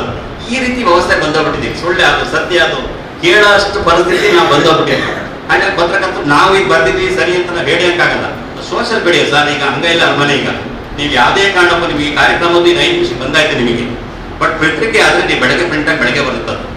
ಹಾಗಾಗಿ ಇದು ಇಂಥ ಅಡ್ವಾನ್ಸ್ ಟೆಕ್ನಾಲಜಿಲಿ ಇನ್ನು ಮುಂದಕ್ಕೆ ನನಗೆ ಗೊತ್ತಿದ್ದಂಗೆ ಕೇಂದ್ರ ಸರ್ಕಾರ ಬಹಳಷ್ಟು ಯೋಜನೆ ಮಾಡ್ತದಿದೆ. ಆ ಯೋಜನೆಯಲ್ಲಿ ಕೇಂದ್ರ ರಾಜ್ಯ ಸರ್ಕಾರದಲ್ಲಿ ಪಾರದರ್ಶಕವಾಗಿರ್ಬೇಕಂತ ಎಲ್ಲ ಆನ್ಲೈನ್ ನೋಡಿ, ಎಲ್ಲದೂ ನೀವು ಡಿಜಿಟಲ್ ಅಲ್ಲಿ ನಿಮ್ಗೆ ಪೇಮೆಂಟ್ ಆಗ್ತದೆ. ಇಲ್ಲಿ ಕರಪ್ಷನ್ ಅವಾಯ್ಡ್ ಆಗುತ್ತೆ. ಇದು ಮುಂದೊಂದು ದಿವಸ ಇದೆಲ್ಲ ನಿಲ್ಲುತ್ತೆ ಅಂತ ನಮ್ಮ ಭಾವನೆ ಇದ್ವಿ. ಯಾಕಂದ್ರೆ ಪ್ರತಿಯೊಂದಕ್ಕೂ ಕರಪ್ಷನ್ ಮಾಡಿ ನಮ್ಮ ಒಂದು ಸುದ್ದಿ ಮಾಡಿದ್ವಿ. 60 ವರ್ಷದವರೆಗೆ ವೃದ್ಧಾಪ್ಯವೇತನ ಸಾಮಾಜಿಕ ನ್ಯಾಯ ಅಂತ ಕೊಡ್ತಾರೆ ಸರ್. 23 ವರ್ಷದವರೆಗೆ 1600 ಜನ ಹುಡುಗರು ವೃದ್ಧಾಪ್ಯವೇತನ ತಗೊಳ್ತಾರೆ. ಏನಾಗೋ ಪರಿಸ್ಥಿತಿ ಅದು? ಅಧಿಕಾರಿಗಳು ವೃದ್ಧಾಪ್ಯವೇತನ ಕೊಡ್ತಿದ್ದಾರೆ. ಅವ್ನು ನೋಡಿ 23 ವರ್ಷ, ಅವನಿಗೆ 60 ವರ್ಷ ಅಂತ ಸರ್ಟಿಫಿಕೇಟ್ ಮಾಡಿದ್ದಾನೆ. ವೃದ್ಧಾಪ್ಯವೇತನ ಅಂತ ಇದಕ್ಕಿಂತ ನ್ಯಾಚುರಲ್ ಇಂಥ ಪರಿಸ್ಥಿತಿ ಬಂದ್ಬಿಟ್ಟು ನಮ್ಮ ವ್ಯವಸ್ಥೆಯಲ್ಲಿ ಬಹಳ ಬೇಸರ ಸಂಗತಿ. ಆಮೇಲೆ ಇದು ವಯಸ್ಸಲ್ಲಿ ಕೊಡೋದು ಅದು ದುಡ್ಡನ್ನು. ಆಮೇಲೆ ಅಂಗವಿಕಲರು ಸರ್, ಒಬ್ಬ ಡಾಕ್ಟರ್ ಹತ್ರ ಬೇಜಾರಾಗಬೇಡಿ. ಅವನು ಡಾಕ್ಟ್ರಿಗೆ ಅವ್ರ ಕೈ ಚೊಟ್ಟ ಮಾಡ್ಕೊಂಡು ಫೋಟೋ ತೆಗಿಸಿದ್ರೆ ಅವ್ನು ಅಂಗವಿಕಲ ಅಂತ ಕೊಡ್ತಾರೆ. ಅದು ಎಷ್ಟು ಜನ ಇರುತ್ತೆ? ಅದು 6,000 ಜನ ಇದ್ದಾರೆ ಇಡೀ ಸ್ಟೇಟಲ್ಲಿ ಕೆಲಸ ತಗೊಂಡಿದ್ದಾರೆ, ಸರ್ಕಾರಿ ಕೆಲಸ ತಗೊಂಡಿದ್ದಾರೆ. ಯಾವ ವ್ಯವಸ್ಥೆಯಲ್ಲಿ ನಾವು ಹೆಂಗಾಗಿದೆ ಪರಿಸ್ಥಿತಿ ಅಂದ್ರೆ ಸರ್, ನಮ್ಮಲ್ಲಿ ಎಲ್ಲ ರಾಜಕೀಯ ವ್ಯವಸ್ಥೆ ಭ್ರಷ್ಟಾಚಾರ ಸರಿ ಮಾಡಕ್ ಆಗೋದಿಲ್ಲ. ಆದ್ರೆ ನಾವೇ ಕೂಡ ಅದನ್ನ ಸರಿ ಹತ್ತಕ್ಕೆ ತಗೊಂಡು ಸರಿ ಮಾಡಿದ್ರೆ ಮುಂದಿನ ದಿನಗಳಲ್ಲಿ ಬಹಳ ಕಷ್ಟ ಇರ್ತಾರೆ. ಯಾಕೆಂದ್ರೆ ಸ್ವಾರ್ಥ ಜೀವನ ಹಿಂದೆ ತುಂಬಾ ಕುಟುಂಬ ಬುದ್ಧಿ ಹೇಳಬೇಕು, ಸ್ವಾರ್ಥ ಕುಟುಂಬ ಜಾಸ್ತಿ ಆಗಿದೆ. ಆದ್ರೆ ಸ್ವಾರ್ಥ ನಮ್ಗೇನೆ ನಾನು ದುಡ್ಡು ಮಾಡಿ ಬೆಳಗ್ಗೆ ದುಡ್ಡು ಮಾಡಬೇಕು ಅಷ್ಟೇ ಬಿಟ್ರೆ ಯಾವುದೇ ಕಾರಣಕ್ಕೂ ನಾನು ಇದು ಒಳ್ಳೇದು ಮಾಡಬೇಕು, ಸಮಾಜಕ್ಕೆ ಒಳ್ಳೇದಾಗಲಿ ಅನ್ನೋದು ಬಹಳ ನನಗೆ ಗೊತ್ತಿದ್ದಂಗೆ ಈ ಭಾಗದಲ್ಲಿ ಅದು ಉಳಿದಿದೆ. ನಿಮ್ಮ ಪ್ಲೇಸ್ ಸ್ವಲ್ಪ ನಮ್ಮ ಚಿಕ್ಕಮಗಳೂರಿನ ಶೃಂಗೇರಿ ಪಪ್ಪ ಏನಾದ್ರು ಸ್ವಲ್ಪ ಹತ್ರ ಬರುತ್ತೆ. ಮತ್ತೆ ಕಡೂರು ತರೀಕೆರೆ ಹೋಗಿ ಇದೇನೆ, ನಾನು ಈ ಅಟರ್ನಿ ಹೇಳಿದ್ರೆ ಇದೇ ಆಗಿರುತ್ತೆ. ಸೊ ನಾಚಿಕೆ ಪಾಪ ಅವ್ರು ಬಂದದ್ದು ನಿಮ್ಗೆ 2,000 ರೂಪಾಯಿ ದುಡ್ಡು ಅವ್ರು ತಗೊಳ್ತಾರೆ ಅಂತ ಏನ್ ಹೇಳ್ಬೇಕು ಹೇಳಿದ್ದು? ಅಂಗವಿಕಲರು ತಗೊಳ್ತಾರೆ. ಕಾರಣ ಯಾರು? ಅಧಿಕಾರಿ ವರ್ಗ. ಅವನು ಕಂಪ್ಯೂಟರ್ ಮಾಡಲ್ಲ, ನಾವೇನೆ ಬೇರೆಲ್ಲ ಸಿಸ್ಟಮ್ ಇದೆ, ಆನ್ಲೈನ್ ಏನು ವ್ಯವಸ್ಥೆಗಳು ನಮಗೆ ನ್ಯಾಯಾಂಗ ವ್ಯವಸ್ಥೆ ಟೀಕೆ ಮಾಡೋಕ್ಕಿಲ್ಲ. ನಮಗೆ ಟೀಕೆ ಮಾಡೋ ಬೇಜಾರಾಗ್ತಾರೆ. ಒಬ್ಬ ನಿವೃತ್ತ ಸಿಟ್ಟಿಂಗ್ ಜಡ್ಜು ಸುಮ್ಮನೆ ಅವ್ರಿಗೆಲ್ಲ ಟ್ರಾನ್ಸ್ಫರ್ ಮಾಡಿಬಿಟ್ರೆ ಅವ್ರು ಕ್ರಮ ತಗೊಳ್ಳಿಲ್ಲ, ಜೈಲಿಗೆ ಹಾಕ್ಬೇಕಾಯ್ತು ಅವ್ರನ್ನ. ಅವಾಗ ಏನಾಗಿತ್ತು, ಭ್ರಷ್ಟಾಚಾರ ನಮ್ಮದು ಮೂಟೆ ಸಿಕ್ಕಿದ್ದು ಬರ್ತಿಂಗಾದಾಗ ಗೊತ್ತಾಯ್ತು, ಬೈಟ್ನಲ್ಲಿ ಗೊತ್ತಾದಾಗ ಈ ಮನೆ ವಜಾ ಮಾಡಿದ್ರು. ಯಾವ ವ್ಯವಸ್ಥೆಯಲ್ಲಿ ನಾವು ಏನಾಗಿದ್ದೀವಿ? ಒಟ್ಟಾರೆ ಮಾತಾಡಂಗಿಲ್ಲ, ಮಾತಾಡೋದು ಸರಿ ಇಲ್ಲ ಅನ್ನೋದು ಪರಿಸ್ಥಿತಿ ಬಂದಿದೆ. ನಮ್ಮ ಮುಖ್ಯಮಂತ್ರಿಗಳು ಬಹಳಷ್ಟು ಏನು ಕೇಳ್ತಾರೆ, RSS ಆಗ್ತಾರೆ. ನಾವು ಜನಗಳ ಪರ ಕ್ವಶನ್ ನೀವು BJP ಅಂತ ಕೇಳ್ತಾರೆ. ಇದು ನಮ್ಮ ವ್ಯವಸ್ಥೆ. ನಾನು BJP RSS ಅಂತ ಮಾತಾಡ್ತಿಲ್ಲ. ಅಲ್ಲಿ ಮುಖ್ಯಮಂತ್ರಿಗಳು ಅಲ್ಲಿ ಕ್ವಶನ್ ವಾಪಸ್ ಕೇಳ್ತಾರೆ. ಯಾಕೆ ಕೇಳ್ತಾರೆ ಅಂದ್ರೆ ನಮ್ಮ ಪತ್ರಕರ್ತರು ನಮ್ಮ ವೀಕ್ನೆಸ್ ಅದು. ಸರ್ ನಾವು ಈ ಕ್ವಶನ್ ಕೇಳ್ತೀವಿ, ನೀವು ಆನ್ಸರ್ ಮಾಡಿ ಸರ್, ಇಲ್ಲ ನೀವು ಬೈಕಟ್ ಮಾಡ್ತೀವಿ ಅನ್ಬೇಕು. ಆ ಶಕ್ತಿ ನಮ್ಮಲ್ಲಿ ಇಲ್ಲ, ಹೋಗ್ತಿದೆ ಈಗೆಲ್ಲ. ಎಲ್ಲ ಯಂಗ್ ಜನರೇಷನ್ ಬರ್ತಾ ಇರಲ್ಲ, ಅವ್ರಿಗೆ ಬರೀ ಪತ್ರಿಕೆ ಕೆಲಸ ಮಾಡೋಗ್ಬಿಟ್ರೆ ನನ್ನ ಬದ್ಧತೆ ಏನು, ಪತ್ರಿಕೊಂದು ವೃತ್ತಿ ಏನು, ಅದು ಏನೂ ಇಲ್ಲ. ಹಾಗಾಗಿ ನಾವು ಪತ್ರಕರ್ತರ ಒಂದು ಕಾರ್ಯಾಗಾರ ಅಂತ ಮಾಡ್ತೀವಿ. ಆ ಕಾರ್ಯಾಗಾರ ಮಾಡಿದಾಗ ಹಿರಿಯರ್ ಜರ್ನಲಿಸ್ಟ್ ಅಂತ ಹೇಗೆ ಸುದ್ದಿ ಮಾಡಬೇಕು, ಏನ್ ಮಾಡಬೇಕು, ಈ ತರ ಕಾರ್ಯಾಗಾರ ಮೂಲಕ ಎಲ್ಲರೂ ಹೇಳಷ್ಟು ನಾವು ಅಷ್ಟು ಸಮಾಜ ಸರಿ ಮಾಡ್ತೀವಿ ಅಂತಲ್ಲ, ಪತ್ರಕರ್ತ ಸರಿ ಮಾಡ್ತೀವಿ ಅಂತಲ್ಲ, ನಮ್ಮ ಕೈಲಾದಷ್ಟು ಮಾಡ್ಬೇಕು ಅನ್ನೋದೊಂದು ಕಾರ್ಯಾಗಾರಗಳು ನಡೀತದೆ. ಮುಂದಿನ ದಿನಗಳಲ್ಲಿ ನಮ್ದು ಈ ಕಾರ್ಕಳದೆಲ್ಲ ನೋಡಿ ನಾವು ಅಟ್ಲೀಸ್ಟ್ ರಾಜ್ಯ ಮಟ್ಟದೊಂದು ವಾರ್ಷಿಕ ಇದನ್ನ ಮಾಡ್ಬೇಕು ಅಂತ ಮಾಡಿದ್ವಿ, ಸಮ್ಮೇಳನ. ಅದು ಕಾರ್ಕಳದಲ್ಲೇ ಮಾಡ್ಬೇಕು. ಹಾಗೆ ನೀವೆಲ್ಲ ಸಂಘ ಸಂಸ್ಥೆಯರು ಮತ್ತೆ ಎಲ್ಲ ನಿಮ್ಮ ಜನಪ್ರತಿನಿಧಿಗಳು, ನಮ್ಮ ಆ ಪಕ್ಷ ಈ ಪಕ್ಷ ಅಂತೆಲ್ಲ ಎಲ್ಲ ಜನರು ಸಪೋರ್ಟ್ ಮಾಡಿದ್ರೆ ಒಂದು ಅರ್ಥಪೂರ್ಣವಾಗಿ ಇಡೀ ಸ್ಟೇಟ್ ಪತ್ರಕರ್ತರು ಬರ್ತಾರೆ. ಕಾರ್ಯಕ್ರಮ ಮಾಡಬೇಕು ಅಂತಿದ್ವಿ. ಕಾರ್ಯಕ್ರಮಕ್ಕೆ ನೀವೆಲ್ಲ ಸಹಕಾರ ಕೊಡಿ. ಅದ್ರಲ್ಲಿ ಏನು ನಾವಲ್ಲಿ ಬಹಳಷ್ಟು ಏನಿಲ್ಲ, ಒಟ್ಟು ಸ್ಪೋರ್ಟ್ಸ್ ನಡೆಯುತ್ತೆ, ಪತ್ರಕರ್ತ ಕಾರ್ಯಾಗಾರ ನಡೆಯುತ್ತೆ. 4 ಜನ ಸಚಿವರು ಬರ್ತೀವಿ ಅಂತೇಳಿ ಹೇಳಿದ್ದಾರೆ. ಸೆಂಟ್ರಲ್ ಮಿನಿಸ್ಟರ್ 4 ಜನ ಮಂತ್ರಿಗಳು ಬರ್ತಾರೆ. ಇಲ್ಲಿಗೆ ಬಂದಾಗ ನಿಮ್ದು ಒಳ್ಳೆ ಕಾರ್ಯಕ್ರಮ, ಈ ಭಾಗದ ಸಮಸ್ಯೆಗಳನ್ನ ಸಂವಾದ ಮಾಡಿ ಚರ್ಚೆ ಮಾಡೋಣ ಅಂತ ಅದೊಂದು ಯೋಜನೆ ಇಟ್ಕೊಂಡಿದ್ವಿ. ಆಮೇಲೆ ನಮ್ಮ ನಿವೃತ್ತ ನ್ಯಾಯಮೂರ್ತಿಗಳಿದ್ದಾರೆ ಸಂತೋಷ್ ಕುಮಾರ್ ಹೆಗಡೆ, ಅವ್ರು ಕರೆದು ಅವ್ರ ಸಂವಾದ, ಈ ಭ್ರಷ್ಟಾಚಾರ ಹೆಂಗೆ ನಿಯಂತ್ರಣ ಮಾಡೋದು, ಏನ್ ಮಾಡ್ಬೋದು ಅಂತ ಸಂವಾದಗಳು, ಇಲ್ಲಿ ಸಮಸ್ಯೆಗಳು ಸಂವಾದ, ಶಾಸಕರನ್ನು ಕೂತ್ಕೊಂಡು ವಿರೋಧ ಪಕ್ಷ ಕೂತ್ಕೊಂಡು ಎಲ್ಲರೂ ಕೂತ್ಕೊಂಡು ಒಂದು ಮಾಡಿ ಒಂದು ಈ ಭಾಗಕ್ಕೂ ಒಂದು ಸಹಾಯ ಪತ್ರಕರ್ತದ್ದು ಕಾರ್ಯಕ್ರಮ ಆಗಬೇಕು ಅಂತೇಳಿ ಒಂದು ಒಟ್ಟಾರೆ ಮಾಡಬೇಕು ಅಂತಿದ್ವಿ. ಇದು ನಿಮಗೆಲ್ಲ ಸಾಕಾಗ್ಲಿ ಅಂತ ಕೇಳ್ತಾ ಬಹಳಷ್ಟು ಸಮಯ, ಯಾಕಂದ್ರೆ ಸಮಯಕ್ಕೆ ಬಹಳ ಗೌರವ ಇದೆ. ಮತ್ತೆ ಇಲ್ಲಿ ಎಷ್ಟು ಬೇಕಷ್ಟೇ ಕಾರ್ಯಕ್ರಮ, 3 ಗಂಟೆ 4 ಗಂಟೆ ಕೊಡೋದಿಲ್ಲ. ಪ್ರಾಣೇಶ್ವರ ಹೇಳ್ತಾರೆ ನೋಡಿದ್ರಲ್ಲ, ಒಂದು ನಗ್ತಾ ಇರ್ತಾರೆ ಅಷ್ಟೇ, 2 ಮಾತಾಡ್ತಾರೆ ಅಷ್ಟೇ ಅಂತಾರೆ. ಹಂಗಾಗಿ 2 ಮಾತಾಡ್ಬೇಕಾದ್ರೆ ಜಾಸ್ತಿನೂ ಆಗಬಾರ್ದು ಅಂತ ಹೇಳ್ತಾ ಬಹಳಷ್ಟು ಅತಿಥಿಗಳು ಮಾತಾಡ್ತಿದ್ದಾರೆ. ಹಾಗಾಗಿ ಎಲ್ಲ ರೀತಿಯಲ್ಲಿ ಮುಂದಿನ ರೀತಿಯಲ್ಲಿ ಸಹಕಾರ ಮತ್ತು ನಮ್ಮ ಜಿಲ್ಲೆಯಲ್ಲಿ ಏನು ತಾಲೂಕಿನಲ್ಲಿ ಈಗ ಸಂಘ ರಚನೆ ಆಗಿದೆ, ಇನ್ನು ಹೆಚ್ಚಿನ ಕೆಲಸ ಮಾಡ್ಕೊಂಡಿದ್ದು ಹೇಳಿ ಅವರಿಗೆ ನಾವು ಒಂದು ಸರ್ಟಿಫಿಕೇಟ್ ವಿತರಣೆ ಮಾಡಬೇಕಾ ನನ್ನ ಭಾಷಣ ಅನ್ನಿಸ್ತೀನಿ.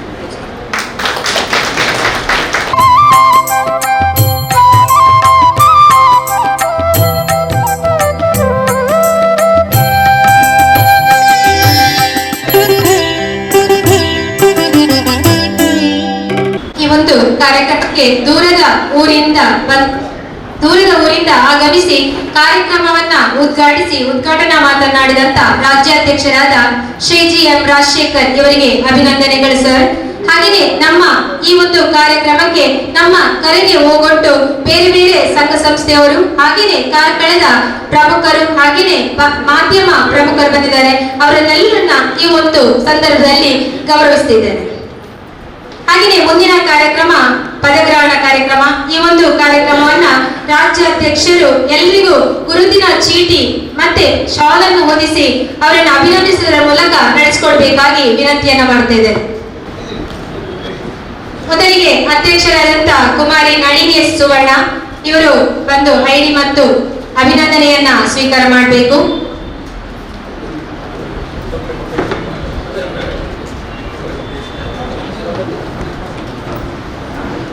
ಹಾಗೆಯೇ NP ನ್ಯೂಸ್ ನ ಸಂಸ್ಥಾಪಕರಾದಂತ ಶ್ರೀ ವಾಸುದೇವ್ ಭಟ್ ನೆಕ್ಕರ್ಪಲ್ಕೆ ಇವರು ಅಭಿನಂದನೆಯನ್ನ ಸ್ವೀಕಾರ ಮಾಡಬೇಕು. ಹಾಗೆಯೇ ಮಾಧ್ಯಮದ ಶ್ರೀ ಶರತ್ ಭಟ್ ಕಾನಂಗಿ ಅವರು ವೇದಿಕೆಗೆ ಬರಬೇಕು. ಹಾಗೆಯೇ ಮಾಧ್ಯಮ ಬಿಂಬ ಪತ್ರಿಕೆಯ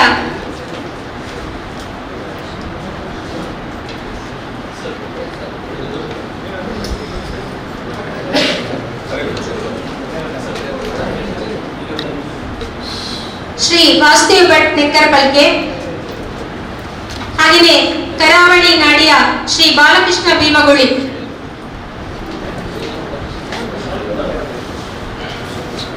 ಮಾಧ್ಯಮ ಬಿಂಬದ ಶ್ರೀ ಶರತ್ ಭಟ್ ಕಾನಂಗಿ ಇವರು ವೇದಿಕೆಗೆ ಬರಬೇಕು.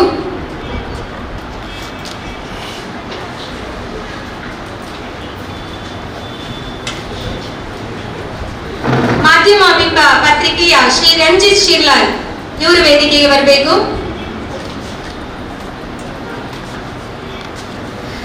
ಸ್ವಯಂ ಟೈಮ್ಸ್ ಶ್ರೀ ಶಶಿಕಾಂತ್ ಇವರು ವೇದಿಕೆಗೆ ಬರಬೇಕು.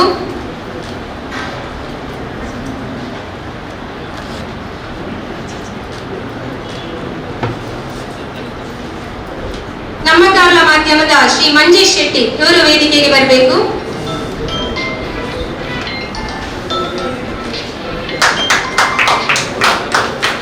ನಮ್ಮ ಕಾಲ ಮಾಧ್ಯಮದ ಶ್ರೀ ಸಂಪತ್ ಇವರು ಕೂಡ ವೇದಿಕೆಗೆ ಬರಬೇಕು. ಕರಾವಳಿ ವೈವಿಧ್ಯ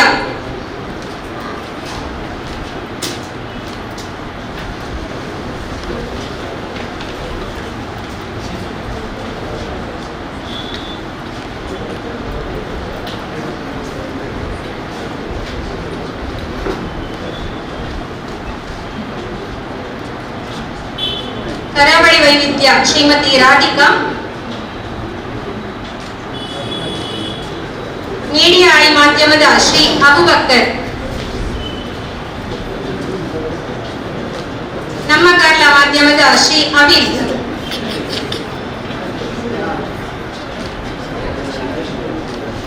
ಎಂಪಿ ನ್ಯೂಸ್ ಚಾನೆಲ್ನ ಶ್ರೀ ಧೀರಜ್ ಶಕ್ತಿನಗರ,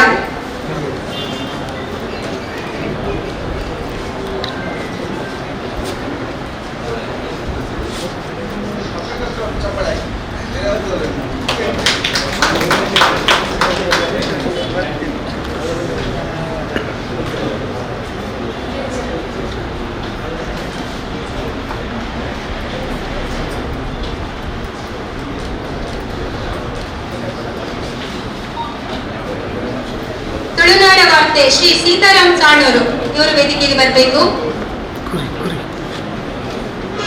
ಹಾಗೆಯೇ ಎಂಪಿ ನ್ಯೂಸ್ ನಿಶ್ಮಿತಾ ಶೆಟ್ಟಿ,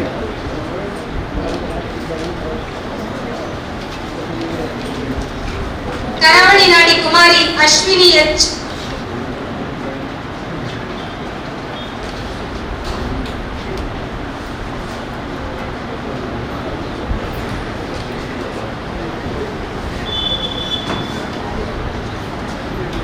ಕರಾವಳಿ ನಾಡಿ ಅಶ್ವಿನಿ ಸೀತಾರಾಮ್ ಸಾಣೂರು, ಕರಾವಳಿ ನಾಡಿ ಶ್ರೀ ಸಚಿನ್ ವೇದಿಕೆಗೆ ಬರಬೇಕು. ನ್ಯೂಸ್ ಕಾರ್ಕಳ ಶ್ರೀ ಶರತ್, ಇವರು ಕೂಡ ವೇದಿಕೆಗೆ ಬಂದು ಗುರುತು ಚೀಟಿ ಮತ್ತು ಅಭಿನಂದನೆಯನ್ನ ಪಡ್ಕೊಳ್ಬೇಕಾಗಿ ವಿನಂತಿ.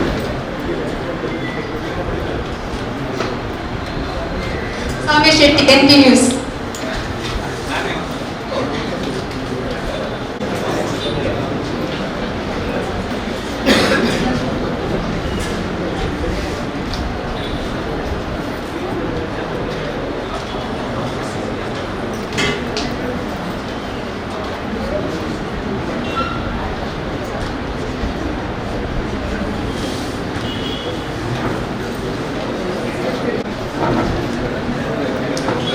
ಈ ಒಂದು ಕಾರ್ಯಕ್ರಮದ ಪದಪ್ರಮಾಣದ ಮೂಲಕ ಗುರುತು ಚೀಟಿ ಮತ್ತು ಅಭಿನಂದನೆಯನ್ನ ಸಲ್ಲಿಸಿದಂತ ನಮ್ಮ ರಾಜ್ಯಾಧ್ಯಕ್ಷರಿಗೆ ಅಭಿನಂದನೆಯನ್ನ ಸಲ್ಲಿಸುತ್ತಾ ಮುಂದಿನ ಅಂಗವಾಗಿ ಈ ಒಂದು ಕಾರ್ಯಕ್ರಮವನ್ನ ಉದ್ದೇಶಿಸಿ ಮುನಿಯಾಲು ಉದಯ ಕೃಷ್ಣಯ್ಯ ಚಾರಿಟೇಬಲ್ ಟ್ರಸ್ಟ್ ನ ಅಧ್ಯಕ್ಷರಾದಂತ ಮುನಿಯಾಲ್ ಉದಯ್ ಸರ್ ಮಾತಾಡಬೇಕಾಗಿ ವಿನಂತಿಯನ್ನ ಮಾಡ್ತಾ ಇದ್ದಾರೆ.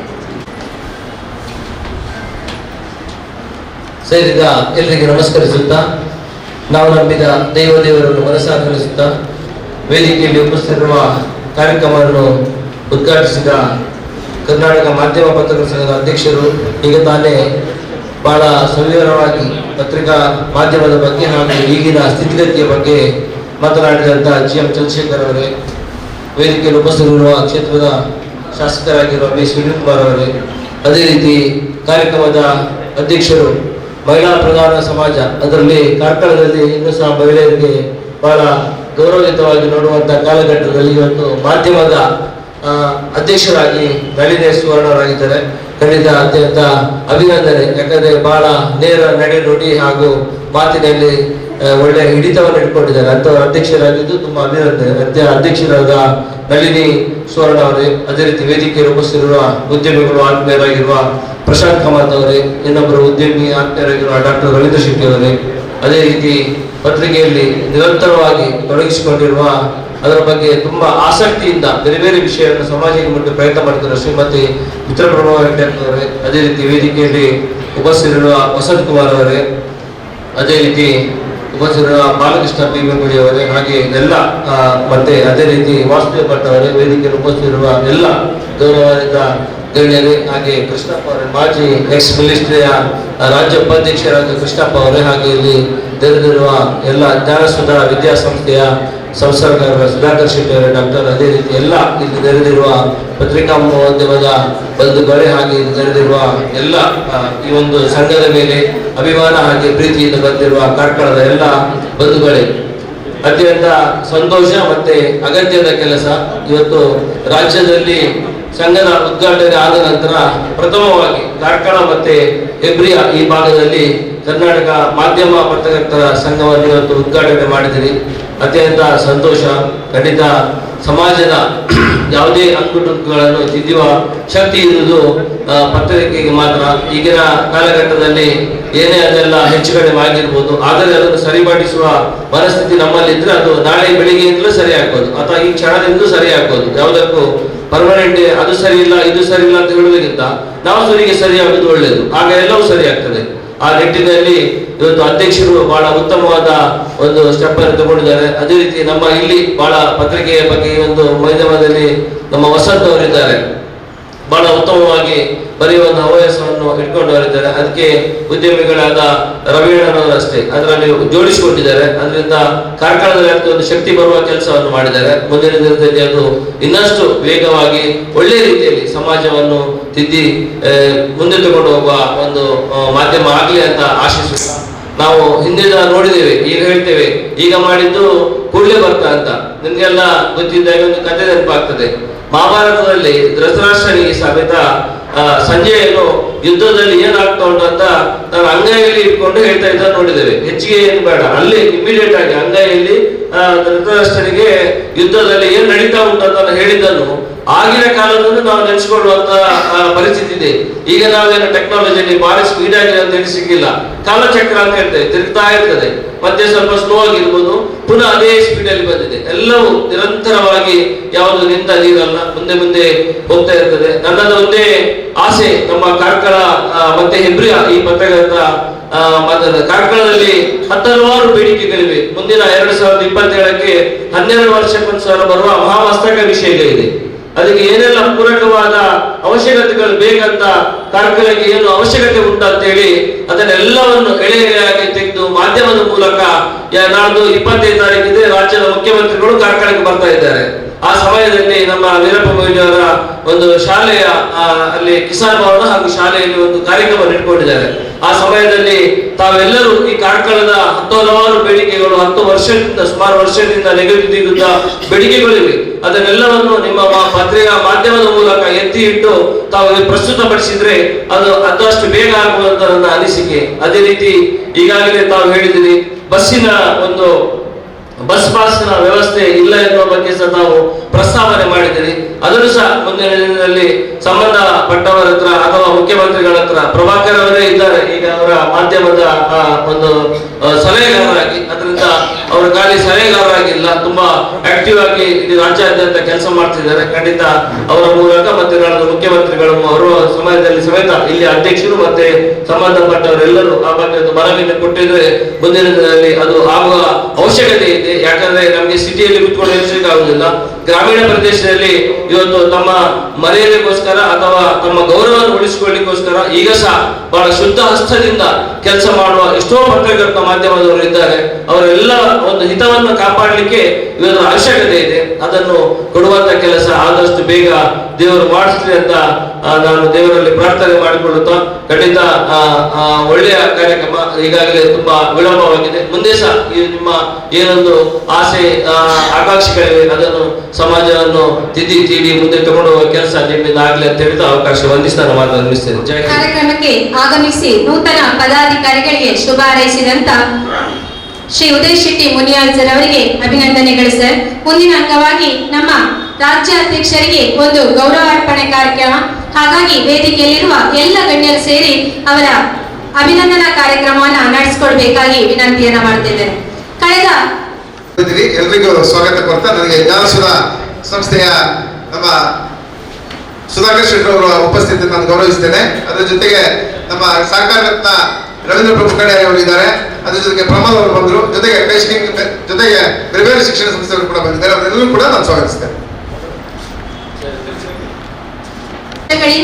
ಚಿಕ್ಕಮಗಳೂರು ಜಿಲ್ಲೆಯಲ್ಲಿ ಸುದ್ದಿಗಾರ ಪತ್ರಿಕೆಯ ಸಂಪಾದಕರಾಗಿದ್ದುಕೊಂಡು ಚಿಕ್ಕಮಗಳೂರು ಜಿಲ್ಲಾ ಪತ್ರಕರ್ತರ ಸಂಘದ ಅಧ್ಯಕ್ಷರಾಗಿ ಬೇರೆ ಬೇರೆ ಜನಪ್ರಿಯ ಮಾಧ್ಯಮಗಳಲ್ಲಿ ಕರ್ತವ್ಯ ನಿರ್ವಹಿಸುತ್ತಿದ್ದ ಇವರು ತಳಮಟ್ಟದಿಂದ ರಾಷ್ಟ್ರ ಮಟ್ಟದವರೆಗೆ ಪತ್ರಿಕೋದ್ಯಮ ರಂಗದಲ್ಲಿ ಹೆಸರನ್ನು ಪಡೆದವರು.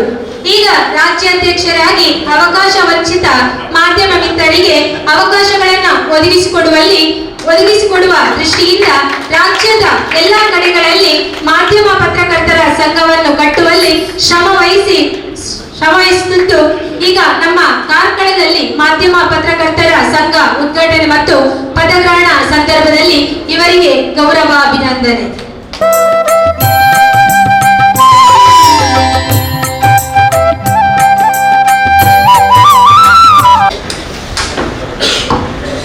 ಸಮಾರಂಭದ ಅಧ್ಯಕ್ಷತೆಯನ್ನು ವಹಿಸಿರುವಂತಹ ಸಂಘದ ನೂತನ ಅಧ್ಯಕ್ಷರಾದಂತಹ ಸುವರ್ಣ ಅವರೇ, ಉದ್ಘಾಟನೆಯನ್ನು ನೆರವೇರಿಸಿದಂತಹ ಮಿತ್ರ ರಾಜಶೇಖರ್ ಅವರೇ, ವೇದಿಕೆಯ ಮೇಲೆ ಉಪಸ್ಥಿತರಿರುವಂತಹ ಎಲ್ಲ ಗಣ್ಯರೇ, ಸಮಾರಂಭದಲ್ಲಿ ಭಾಗವಹಿಸಿರುವಂತಹ ಎಲ್ಲ ಆತ್ಮೀಯ ಬಂಧುಗಳೇ, ಕಾರ್ಕಳದಲ್ಲಿ ಹೊಸದಾಗಿ ಮಾಧ್ಯಮ ಪತ್ರಕರ್ತರ ಸಂಘ ಆರಂಭ ಆಗ್ತಾ ಇದೆ. ನಳಿನಿ ಅವರು ಅದರ ನೂತನ ಅಧ್ಯಕ್ಷರಾಗಿ ಇವತ್ತು ಪದಗ್ರಹಣವನ್ನ ತೆಗೆದುಕೊಂಡಿದ್ದಾರೆ. ನಾವೆಲ್ಲರೂ ಕೂಡ ಪತ್ರಕರ್ತರಾಗಿ ಕೆಲಸವನ್ನ ಆರಂಭ ಮಾಡಿದಂಥವ್ರು. ನಾನು ರಾಜಶೇಖರರು ಬಹುಶಃ 25 ವರ್ಷದ ಹಿಂದೆ ಸುದ್ದಿಗಾರ ರಾಜಶೇಖರ್ ಅಂತಾನೆ ಅವರು ಪ್ರಸಿದ್ಧ. ಪತ್ರಕರ್ತರಾಗಿ ಕೆಲಸವನ್ನು ಆರಂಭ ಮಾಡಿ ಇವತ್ತು ನಾನು ಶಾಸಕನಾಗಿರ್ಬೋದು, ಆದರೆ ಪತ್ರಕರ್ತನಾಗಿದ್ದಂತಹ ಸಂದರ್ಭದಲ್ಲಿ ಕಲಿಸಿದಂತ 10 ಸಂಗತಿಗಳು ಇವತ್ತಿಗೂ ಕೂಡ ನನ್ನ ಮನಸ್ಸಿನಲ್ಲಿದೆ. ಇವತ್ತು ಕಾರ್ಕಳದ ಒಂದು ಪತ್ರಕರ್ತರ ಸಂಘ ಸಣ್ಣ ವಯಸ್ಸಿನಲ್ಲಿ ನಳಿನಿಯವರಿಗೆ ಒಂದು ಹೊಸ ಜವಾಬ್ದಾರಿಯನ್ನ ತೆಗೆದುಕೊಂಡು ಆ ಸಂಘವನ್ನ ಮುನ್ನಡೆಸಬೇಕಾದಂತ ದೊಡ್ಡ ಜವಾಬ್ದಾರಿ ಅವರ ಮೇಲಿದೆ. ಕಾರ್ಕಳದಲ್ಲಿ ಪತ್ರಕರ್ತರ ಒಟ್ಟು ಸಂಘ, ಪತ್ರಕರ್ತರ ಚಟುವಟಿಕೆಗಳು, ಇದನ್ನ ಸಾಂದರ್ಭಿಕವಾಗಿ ವಸಂತರು ಉಲ್ಲೇಖ ಮಾಡಿದ್ರು. ಅವರೆಲ್ಲರನ್ನೂ ಕೂಡ ಒಗ್ಗೂಡಿಸುವಂತ ಒಂದು ಹೊಸ ವೇದಿಕೆ ಇವತ್ತಿಲ್ಲಿ ಸೃಷ್ಟಿಯಾಗಿದೆ. ಈ ಹಿಂದೆ ಏನೇನಾಗಿದೆ ಎನ್ನುವಂತ ಅವಲೋಕನವನ್ನು ಕೂಡ ಪತ್ರಕರ್ತರು ಆ ಕ್ಷೇತ್ರದಲ್ಲಿ ಕೆಲಸ ಮಾಡ್ತಾ ಇರುವಂತವರು ಮಾಡುವಂತ ಅಗತ್ಯತೆಗಳಿದೆ. ಅವಲೋಕನಗಳು ನಡೆಯಲಿಲ್ಲ ಅಂತ ಆದ್ರೆ ಮುಂದಿನ ಹೆಜ್ಜೆಗಳನ್ನು ಇಡುವುದು ಕಷ್ಟ. ಹಾಗಾಗಿ ಅವತ್ತಿನಿಂದ ಪತ್ರಕರ್ತರ ಸಂಘ ಏನೇನಾಗಿತ್ತು, ಕಾರ್ಕಳದಲ್ಲಿ ಯಾವ ರೀತಿ ಕವಲುಗಳು ಹೊಡಿತಾ ಹೋಯ್ತು, ಈಗ ಮತ್ತೊಂದು ವೇದಿಕೆಯಲ್ಲಿ ಒಟ್ಟಾಗುವಂತ ಪ್ರಯತ್ನಗಳೇನು ನಡೆದಿದೆ, ಒಳ್ಳೆಯ ಬೆಳವಣಿಗೆ ಅದನ್ನು ಮುಂದುವರಿಸಿಕೊಂಡು ಹೋಗುವಂತ ಪ್ರಯತ್ನವನ್ನ ನಾವು ನೀವೆಲ್ಲರೂ ಕೂಡ ಒಟ್ಟು ಸೇರಿಕೊಂಡು ಮಾಡೋಣ. ಬಹಳ ಗಣ್ಯರಾಗಿ ಇವತ್ತು ನಾವೆಲ್ಲರೂ ಕೂಡ ಸೇರಿದ್ದೇವೆ. ಯೂಟ್ಯೂಬ್ ಚಾನೆಲ್ಗಳು ಬಹಳ ದೊಡ್ಡ ಪ್ರಮಾಣದಲ್ಲಿ ಇದೆ. ಇವತ್ತು ಒಂದು ಕಾಲದಲ್ಲಿದ್ದಂತ ದಿನನಿತ್ಯ ಪತ್ರಿಕೆಗಳನ್ನ ಓದುವಂತ ಸಂಖ್ಯೆ ಕಡಿಮೆ ಆಗಿ ವಾರ ಪತ್ರಿಕೆಗಳು ಸಂಖ್ಯೆಗಳು ನಿಧಾನವಾಗಿ ಕ್ಷೀಣಿಸ್ತಾ ಇವತ್ತು ಯೂಟ್ಯೂಬ್ ಚಾನೆಲ್ಗಳ ಬಗ್ಗೆ ಹೆಚ್ಚು ಗಮನವನ್ನ ನಾವು ಸೆಳೀತಾ ಇದ್ದೇವೆ. ಯೂಟ್ಯೂಬ್ ಚಾನೆಲ್ಗಳು ಎಷ್ಟು ದೊಡ್ಡ ಪ್ರಮಾಣದಲ್ಲಿ ಬೆಳೀತಾ ಇದೆ ಅಂತ ಕೇಳಿದ್ರೆ 1-2 ಅಲ್ಲ, ಸಾಕಷ್ಟು ದೊಡ್ಡ ಸಂಖ್ಯೆಯಲ್ಲಿ ಯೂಟ್ಯೂಬ್ ಚಾನೆಲ್ಗಳು ಬೆಳೀತಾ ಇದೆ. ಯಾರಿಗೆ ಸಾಮರ್ಥ್ಯ ಇದೆಯೋ, ಆಸಕ್ತಿ ಇದೆಯೋ ಅವರೆಲ್ಲರೂ ಕೂಡ ಯೂಟ್ಯೂಬ್ ಚಾನೆಲ್ಗಳನ್ನ ಆರಂಭ ಮಾಡುವಷ್ಟರ ಮಟ್ಟಿಗೆ ಇಡೀ ರಾಜ್ಯಾದ್ಯಂತ ಇವತ್ತು ಬೆಳೀತಾ ಇದೆ. ಹೇಗೆ ಬೇಕಾದ್ರೂ ಬರಿಬಹುದು, ಟೀಕೆಗಳನ್ನು ಮಾಡಬಹುದು ಅನ್ನುವಷ್ಟರ ಮಟ್ಟಿಗೆ ಯೂಟ್ಯೂಬ್ ಚಾನೆಲ್ಗಳು ಇವತ್ತು ಸ್ವತಂತ್ರ ಆಗ್ಬಿಟ್ಟಿದ್ದಾವೆ. 75 ನಾನು ಹುಟ್ಟಿದ 75, ನಂಗೆ ಗೊತ್ತಿಲ್ಲ, ಸುಧಾಕರ್ ಶೆಟ್ಟರು ಅಥವಾ ರವೀಂದ್ರ ಪ್ರಭುಗಳು ಹೇಳಬೇಕು. 75ರ ತುರ್ತು ಪರಿಸ್ಥಿತಿ ಈ ದೇಶಕ್ಕೆ ಬಂದಾಗ ಇಡೀ ಪತ್ರಿಕಾ ರಂಗವನ್ನ, ಪತ್ರಿಕೆಯ ವ್ಯವಸ್ಥೆಯನ್ನ ಯಾವ ರೀತಿ ಧ್ವನಿಯನ್ನ ದಮನಗೊಳಿಸುವಂತ ಒಂದು ವ್ಯವಸ್ಥೆ 75ರಲ್ಲಿ ಆಗಿತ್ತು ಅನ್ನುವಂಥದ್ದು ನಮಗೆ ಗೊತ್ತಿದೆ. ಧ್ವನಿಯನ್ನ ಎತ್ತಲಿಕ್ಕೆ ಆಗೋದಿಲ್ಲ ಅನ್ನುವಂತ ಪರಿಸ್ಥಿತಿ ಸರ್ಕಾರದ ವಿರುದ್ಧ, ಅದನ್ನ ಮೆಟ್ಟಿ ನಿಂತಂತ ಸಮಾಜ ಇದು. ಆ ತುರ್ತು ಪರಿಸ್ಥಿತಿಯ ವಿರುದ್ಧ ಮೆಟ್ಟಿ ನಿಂತು ಆ ಕಾಲಘಟ್ಟವನ್ನು ದಾಟಿ ಆ ವಯಸ್ಸಿನವ್ರು ನಾವೆಲ್ಲರೂ ಕೂಡ ತುರ್ತು ಪರಿಸ್ಥಿತಿ ಹೆಂಗಿತ್ತು ಅಂತ ನಮ್ಗೆ ಗೊತ್ತಿಲ್ಲ, ನಾವು ಪುಸ್ತಕಗಳನ್ನು ಓದಿ ನಾವು ನೋಡ್ಕೊಳ್ಳುವಂಥವ್ರು. ಆದ್ರೆ ಇವತ್ತು ಬಹಳ ದೊಡ್ಡ ಪ್ರಮಾಣದಲ್ಲಿ ಸರ್ಕಾರದ ವ್ಯವಸ್ಥೆಯನ್ನ ಅಥವಾ ಒಟ್ಟಾರೆ ವ್ಯವಸ್ಥೆಯನ್ನ ಟೀಕಿಸುವಷ್ಟರ ಮಟ್ಟಿಗೆ ಪತ್ರಕರ್ತರು ನಿರಾಳರಾಗಿದ್ದಾರೆ ಮತ್ತು ಯೂಟ್ಯೂಬ್ ಚಾನೆಲ್ಗಳು ಅಷ್ಟೇ ದೊಡ್ಡ ಪ್ರಮಾಣದಲ್ಲಿ ಸ್ವತಂತ್ರವಾಗಿ ಆ ನಿಟ್ಟಿನಲ್ಲಿ ಇವತ್ತು ಕೆಲಸ ಕಾರ್ಯಗಳನ್ನ ಮಾಡ್ತಾ ಇದೆ. ನಾನು ರಾಜಶೇಖರ್ ಹತ್ರ ಸುಮ್ಮನೆ ಹೇಳ್ತಾ ಇದ್ದೆ, ಎಲ್ಲರಿಗೂ, ಎಲ್ಲ ಪತ್ರಕರ್ತರಿಗೆ ಅಥವಾ ಒಂದು ಪತ್ರಿಕಾ ಮಾಧ್ಯಮಕ್ಕೆ ಅಥವಾ ಒಂದು ಸಂಪಾದಕೀಯ ಮಂಡಳಿಗೆ ಒಂದು ಬದ್ಧತೆ ಇದ್ದೇ ಇದೆ ಸಹಜವಾಗಿ. ನಾನು ಕಾಂಗ್ರೆಸ್ ಬಿಜೆಪಿನೋ ಅಥವಾ ನಾನು ಯಾವುದೋ ಒಂದು ಸಿದ್ಧಾಂತ, ಎಲ್ಲರಿಗೂ ಇರಲೇಬೇಕು. ಸಿದ್ಧಾಂತ ಇಲ್ಲದೆ ಇರುವಂತ ಮನುಷ್ಯ ಇರ್ಲಿಕ್ಕೆ ಸಾಧ್ಯ ಇಲ್ಲ. ಆ ಸಿದ್ಧಾಂತ ವೈಯಕ್ತಿಕವಾಗಿ ನಮ್ಮ ಹತ್ರ ಇರಲೇಬೇಕು, ಪ್ರಶ್ನೆನೇ ಇಲ್ಲ. ಆದ್ರೆ ಸುದ್ದಿಯಲ್ಲಿ ತಾರತಮ್ಯ ಆಗಬಾರ್ದು. ಸುದ್ದಿಯಲ್ಲಿ ಇಂಥದೇ ಪಾರ್ಟಿಯ ಪರವಾಗಿ ನಾನು ಸುದ್ದಿಯನ್ನು ಮಾಡ್ತೇನೆ ಅಂತಂದಾಗ ಅದು ಪತ್ರಿಕೆ ಆಗ್ಲಿಕ್ಕೆ ಸಾಧ್ಯ ಇಲ್ಲ, ಅದು ಯೂಟ್ಯೂಬ್ ಆಗ್ಲಿಕ್ಕೆ ಸಾಧ್ಯ ಇಲ್ಲ, ಅದು ಮುಖವಾಣಿ ಆಗುತ್ತೆ ಅಷ್ಟೇ. ಹಾಗಾಗಿ ನಾನು ನಮ್ಮ ತಾಲೂಕಿನ ಎಲ್ಲ ಚಾನೆಲ್ಗಳು ಯಾವುದೋ ಪಾರ್ಟಿಯ ಅಥವಾ ಯಾವುದೋ ವ್ಯಕ್ತಿಯ ಮುಖವಾಣಿಗಳಾಗದೆ, ಸುದ್ದಿಯಲ್ಲಿ ತಾರತಮ್ಯವನ್ನ ಮಾಡದೆ ಕೆಲಸವನ್ನ ಮಾಡಿದಾಗ ಆ ಸಂಸ್ಥೆಯ ಗೌರವ ಜಾಸ್ತಿ ಆಗುತ್ತೆ ಅಂತ ನಾನು ಅನ್ಕೊಳ್ತೇನೆ. ಯಾವುದೋ ಸಂಪಾದಕ ಯಾವುದೋ ಒಂದು ಪಾರ್ಟಿಯ ಪರವಾಗಿದ್ರೆ ಭಿನ್ನಾಭಿಪ್ರಾಯಗಳಿಲ್ಲ. ಸುದ್ದಿಯಲ್ಲಿ ತಾರತಮ್ಯವನ್ನ ಮಾಡಿದ್ರೆ ಅದು ಹಿತ ಆಗೋದಿಲ್ಲ ಅಂತ ಒಂದು ಸಣ್ಣ ಮಾತನ್ನು ಈ ಸಂದರ್ಭದಲ್ಲಿ ಹೇಳ್ತಾ, ಯಾಕೆಂದ್ರೆ ನಾನು ಪತ್ರಕರ್ತನಾಗಿದ್ದಾಗ ಗಿರಿಜಾಶಂಕರ್ ನಮ್ಮ ಸಂಪಾದಕರು ಅಶಂಕರಿಗೆ ಗೊತ್ತಿದೆ, ಬಹಳ ದೊಡ್ಡ ಪ್ರಮಾಣದಲ್ಲಿ ಎಲ್ಲ ಪಾಠಗಳನ್ನ ನಮ್ಗೆ ಹೇಳ್ಕೊಟ್ಟಿದ್ರು. ಸುದ್ದಿಯಲ್ಲಿ ತಾರತಮ್ಯಗಳಾಗಬಾರ್ದು, ಸುದ್ದಿಯಲ್ಲಿ ವ್ಯವಸ್ಥೆಗಳಲ್ಲಿ ದೋಷ ಆಗಬಾರ್ದು, ಕಾಗುಣಿತದಲ್ಲಿ ವ್ಯತ್ಯಾಸ ಆಗಬಾರ್ದು ಅನ್ನುವಂತ ಸಂಗತಿಗಳನ್ನ ನಮ್ಗೆಲ್ಲರಿಗೂ ಕೂಡ ಹೇಳ್ಕೊಟ್ಟಿದ್ರು. ಹಾಗಾಗಿ ಆ ರೀತಿಯಾದಂತ ವ್ಯವಸ್ಥೆಗಳು ಚೆನ್ನಾಗಿರ್ಬೇಕು ಅನ್ನುವಂತ ಅಪೇಕ್ಷೆಯನ್ನ ಸಮಾಜ ಇವತ್ತು ಪಡ್ತಾ ಇದೆ. ಇದನ್ನ ನಮ್ಮ ಕಾರ್ಕಳದ ಮಾಧ್ಯಮ ಪತ್ರಕರ್ತರು ಕೂಡ ಅರ್ಥವನ್ನು ಮಾಡ್ಕೊಳ್ತಾರೆ ಅನ್ನುವಂತ ಮಾತನ್ನು ಈ ಸಂದರ್ಭದಲ್ಲಿ ನಾನು ಉಲ್ಲೇಖ ಮಾಡ್ತಾ, ಎರಡನೇದು, ಪತ್ರಕರ್ತರು ಅಂದ ಕೂಡಲೇ ಅಥವಾ ಪತ್ರಿಕೋದ್ಯಮ ಅಂದ ಕೂಡಲೇ ಏನ್ ಬೇಕಾದ್ರೂ ಮಾಡಬಹುದು ಅನ್ನುವಂಥದ್ದಲ್ಲ. ವ್ಯಕ್ತಿಯ ವ್ಯಕ್ತಿತ್ವವನ್ನು ಕೂಡ ಕಾಪಾಡಿಕೊಳ್ಬೇಕು, ಸಮಾಜದ ಸ್ವಾಸ್ಥ್ಯವನ್ನು ಕೂಡ ಕಾಪಾಡಿಕೊಳ್ಬೇಕಾಗಿರುವಂಥದ್ದು ಪತ್ರಿಕಾ ಧರ್ಮ. ಪತ್ರಿಕೆಗಳಲ್ಲಿ ಹೇಗ್ ಬೇಕಾದ್ರೆ ನಾನು ಪತ್ರಕರ್ತನಿದ್ದೇನೆ ಅಂತೇಳಿ ಹೇಗ್ ಬೇಕಾದ್ರೂ ಮಾಡ್ಕೊಳ್ಳಿಕ್ಕೆ ಸಾಧ್ಯ ಇಲ್ಲ. ಯಾವುದೋ ಒಂದು ಸುದ್ದಿ ಸಮಾಜದ ಸ್ವಾಸ್ಥ್ಯವನ್ನ ಹಾಳು ಮಾಡುತ್ತೆ ಅಂತಂದ್ರೆ ಅದನ್ನ ಎಲ್ಲಿ ಯಾವ ಶಬ್ದಗಳಲ್ಲಿ ಬಳಸಬೇಕು ಅನ್ನುವಂತ ಎಚ್ಚರಿಕೆಯೂ ಕೂಡ ಪತ್ರಕರ್ತರಿಗೆ ಇರಬೇಕಾಗತ್ತೆ. ಬಹುಶಃ ಮುಂದಿನ ತರಬೇತಿಯ ಸಂದರ್ಭದಲ್ಲಿ ಆ ಎಲ್ಲ ಸಂಗತಿಗಳನ್ನ ಅವರು ಹೇಳ್ಕೊಡ್ಬೋದು ಅಂತ ನಾನು ಭಾವಿಸ್ತೇನೆ. ಸಮಾಜದ ಸ್ವಾಸ್ಥ್ಯವನ್ನ ಹಾಳು ಮಾಡಿ ಯಾವುದೇ ಪತ್ರಿಕೆ ಬ್ರೇಕಿಂಗ್ ನ್ಯೂಸ್ ಗಳನ್ನ ಮಾಡಿದ್ರೆ ಆ ಕ್ಷಣಕ್ಕೆ ಅದು ಒಳ್ಳೆಯದು ಅಂತ ಅನ್ನಿಸ್ಬೋದು. ಆದ್ರೆ ಉಳಿದಂತ ದಿನಗಳಲ್ಲಿ ಆ ಪತ್ರಿಕೆಗಳು ಅಥವಾ ಆ ಚಾನೆಲ್ಗಳು ಜನಪ್ರಿಯ ಆಗ್ಲಿಕ್ಕೆ ಸಾಧ್ಯ ಇಲ್ಲ. ಆ ಹಿನ್ನೆಲೆಯಲ್ಲಿ ವ್ಯಕ್ತಿಯ ವ್ಯಕ್ತಿತ್ವವನ್ನ ಮತ್ತು ಸಮಾಜದ ಸ್ವಾಸ್ಥ್ಯವನ್ನ ಕಾಪಾಡಿಕೊಳ್ಳುವಂತ ದೃಷ್ಟಿಯಿಂದ ಪತ್ರಿಕಾ ಧರ್ಮ ಅದರ ಆ ನಿಟ್ಟಿನಲ್ಲಿ ಕೆಲಸವನ್ನ ಮಾಡಬೇಕು ಅನ್ನುವಂತ ಸಂಗತಿಯನ್ನ ಈ ಸಂದರ್ಭದಲ್ಲಿ ನೆನಪು ಮಾಡಿಕೊಳ್ತಾ, ಕಾರ್ಕಳದ ಪತ್ರಕರ್ತರಿಗೆ ನಾನು ವಿನಂತಿ ಮಾಡೋದು, ನಾವೆಲ್ಲ ಜನಪ್ರತಿನಿಧಿಗಳು, ಶಾಸಕರು ಎಲ್ಲ ರೀತಿಯಾದಂತಹ ಸಹಕಾರವನ್ನ ಎಲ್ಲ ಚಾನೆಲ್ಗಳಿಗೆ, ಎಲ್ಲ ಪತ್ರಿಕೆಗಳಿಗೆ ನಾವು ನಿಮಗೆ ನಿಂತು ಮಾಡ್ತೇವೆ. ಇಡೀ ಸಮಾಜ ನಿಮ್ ಜೊತೆಗಿದೆ, ನಿಮ್ಮೆಲ್ಲ ಚಟುವಟಿಕೆಯ ಜೊತೆಗಿದೆ, ನಿಮ್ಮೆಲ್ಲ ಆಗುಹೋಗುಗಳ ಜೊತೆಗೆ ನಾವಿದ್ದೇವೆ. ಇದೆಲ್ಲದರ ಜೊತೆನಲ್ಲಿ ಕಾರ್ಕಳದ ಕೀರ್ತಿಯನ್ನ ಜಾಸ್ತಿ ಮಾಡುವಂತ ನಿಟ್ಟಿನಲ್ಲೂ ಕೂಡ ಒಂದು ಪತ್ರಕರ್ತ ಸಂಘವಾಗಿ ಕೆಲಸವನ್ನು ಮಾಡಬಹುದಾ ಅನ್ನುವಂತ ಆಲೋಚನೆಯನ್ನ ನಳಿನಿ ಸುವರ್ಣ ಅವರ ತಂಡ ಮಾಡಬಹುದು ಅನ್ನುವಂತ ಅಪೇಕ್ಷೆಯನ್ನು ನಾನು ವ್ಯಕ್ತ ಮಾಡ್ತೇನೆ. 27ರಲ್ಲಿ ಮಹಾಮಸ್ತಕಾಭಿಷೇಕ ನಡೀತಾ ಇದೆ. ಮಹಾಮಸ್ತಕಾಭಿಷೇಕಕ್ಕೆ ದೇಶ ವಿದೇಶದಿಂದ ಜನ ಬರಬೇಕು ಅಂತೇಳಿ ಅಪೇಕ್ಷೆ ಪಡ್ತಾ ಇದ್ದೀವಿ. ಒಂದು ಧಾರ್ಮಿಕತೆಯ ವಾತಾವರಣ ಮಸ್ತಕಾಭಿಷೇಕಕ್ಕೆ ಸೃಷ್ಟಿ ಮಾಡಬೇಕು ಅಂತೇಳಿ ಅಲ್ಲಿಯ ವ್ಯವಸ್ಥೆ ಈಗಾಗಲೇ ಯೋಚನೆಯನ್ನ ಪ್ರಾರಂಭ ಮಾಡಿದೆ. ಇಂಥ ಸಂದರ್ಭದಲ್ಲಿ ಕಾರ್ಕಳದ ಮಸ್ತಕಾಭಿಷೇಕ ದೇಶದ ಜನರ ಗಮನವನ್ನು ಸೆಳೆಯಬೇಕು.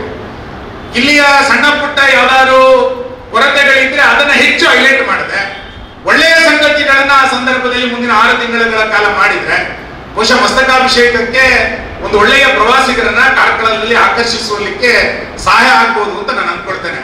ಹಾಗಾಗಿ ಇಡೀ ಪತ್ರಕರ್ತರ ಒಂದು ತಂಡ ಮುಂದಿನ 6 ತಿಂಗಳ ಕಾಲ ಕಾರ್ಕಳದ ಕೀರ್ತಿಯನ್ನ ರಾಜ್ಯಾದ್ಯಂತ ವಿಸ್ತರಿಸಲಿಕ್ಕೆ ಬೇಕಾದಂತ ಪೂರಕವಾದಂತ ಚಟುವಟಿಕೆಯನ್ನ ಮಾಡ್ಲಿಕ್ಕೆ ಸಾಧ್ಯ ಇದೆಯಾ, ಅದನ್ನ ಇಡೀ ಸಂಘವಾಗಿ ಆ ರೀತಿ ಆಲೋಚನೆಯನ್ನು ಮಾಡಬಹುದು.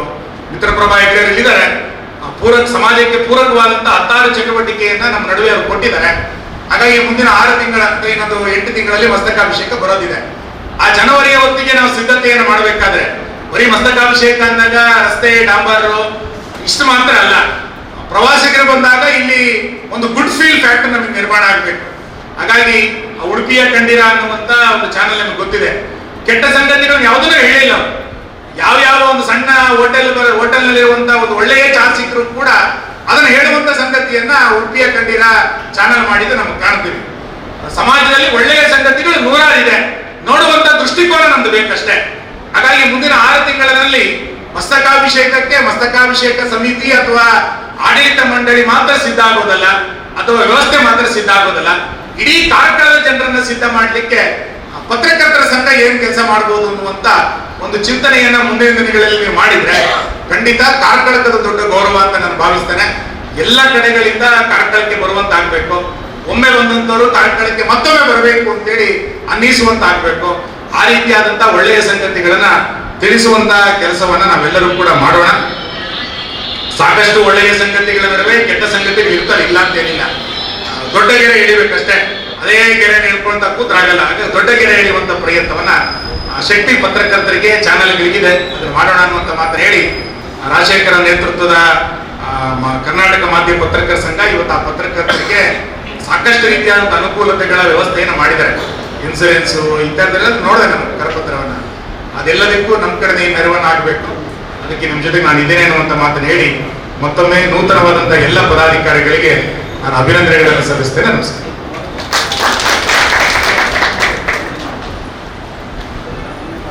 ಮಾಧ್ಯಮದವರು ಸಮಾಜದಲ್ಲಿ ಯಾವ ರೀತಿ ಕರ್ತವ್ಯವನ್ನ ನಿರ್ವಹಿಸಬೇಕು, ಯಾವುದೇ ಪಕ್ಷಪರ ತಾರತಮ್ಯ ಮಾಡದೆ ಕರ್ತವ್ಯವನ್ನ ನಿರ್ವಹಿಸಿದಾಗ ಮಾಧ್ಯಮಗಳು ಇನ್ನಷ್ಟು ಒಳ್ಳೆಯ ಹೆಸರನ್ನು ಗಳಿಸಲು ಸಾಧ್ಯ ಎಂಬ ಕಿವಿ ಮಾತನ್ನು ತಿಳಿಸುತ್ತಾ ಕಾರ್ಯಕ್ರಮವನ್ನ ಉದ್ದೇಶಿಸಿ ಮಾತಾಡಿದಂತಹ ಶಾಸಕರಿಗೆ ಅಭಿನಂದನೆಗಳು. ಮುಂದಿನ ಅಂಗವಾಗಿ ಎಲ್ಪಿ ನ್ಯೂಸ್ನ ವ್ಯವಸ್ಥಾಪಕ ಸಂಪಾದಕರಾದಂತ ವಾಸ್ತವ್ ಭಟ್ ನೆಕ್ಕರ್ಬಲ್ಕೆ ಇವರು ಈ ಒಂದು ಕಾರ್ಯಕ್ರಮವನ್ನು ಉದ್ದೇಶಿಸಿ ಮಾತಾಡಬೇಕಾಗಿ ವಿನಂತಿಯನ್ನ ಮಾಡ್ತಿದ್ದೇನೆ ಸರ್.